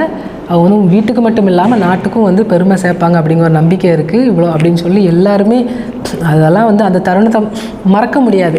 அப்போ தான் எதுக்கு வந்து இதுக்கப்புறமும் நீ படிக்க வைக்க அவளை அப்படின்னு கேட்டிருக்காங்க. எங்கள் மாமியார் வீட்டில் கேட்டிருக்காங்க, ஏன்ப்பா அவள் தான் படித்து நல்லா டாக்டராக இருக்கா, நல்லா சம்பாதிக்கா, நீயும் சம்பாதிக்கா, இப்போ எதுக்குப்பா அவளுக்கு வந்து திரும்ப படிக்க வைக்கிறேன்னு கேட்டதுக்கு தான், இதுக்கு தான் நான் படிக்க வச்சேன் அப்படின்னு சொன்னார். அதுக்கு வந்து அவர் வார்த்தையால் சொல்லலையாம், அவர் செஞ்சு காட்டிட்டார், அவ்வளோதான். அது வந்து உண்மையிலே எங்கள் அப்பாவோட கனவை அவர் சுமந்து இவ்வளோ தூரம் கொண்டு வந்திருக்காங்க. எங்கள் அம்மாவோட அளப்பறியாத ஒரு தொண்டுன்னு தான் சொல்லுவேன். எங்கள் அம்மாவோட தொண்டுன்னு தான் நான் சொல்லுவேன். எங்கள் அம்மா வந்து சாதாரணமான ஒரு உயிரே கிடையாது. 2 பேருமே தெய்வ பிறவிகள் தான், எங்கள் அப்பாவும் சரி எங்கள் அம்மாவும் சரி. நடமாடும் தெய்வங்கள்னு நம்ம கேட்டிருக்கோம். ஆனால் வந்து நான் வந்து வாழ்ந்திருக்கேன் நடமாடும் தெய்வங்கள் கூட. ஒரு தாய் தகப்பன் எப்படி இருக்கணுமோ, எப்படி இருக்காங்களோ அதை பொறுத்து தான் அந்த பிள்ளைங்க வந்து ஃபாலோ பண்ணி வருவாங்க. இப்போ எங்கள் அப்பா அம்மா எப்படி இருந்தாங்களோ அந்த வழியை ஃபாலோ பண்ணி வந்தது தான் நம்ம வந்து இவ்வளோ தூரம் வந்து இருக்கிறோம்.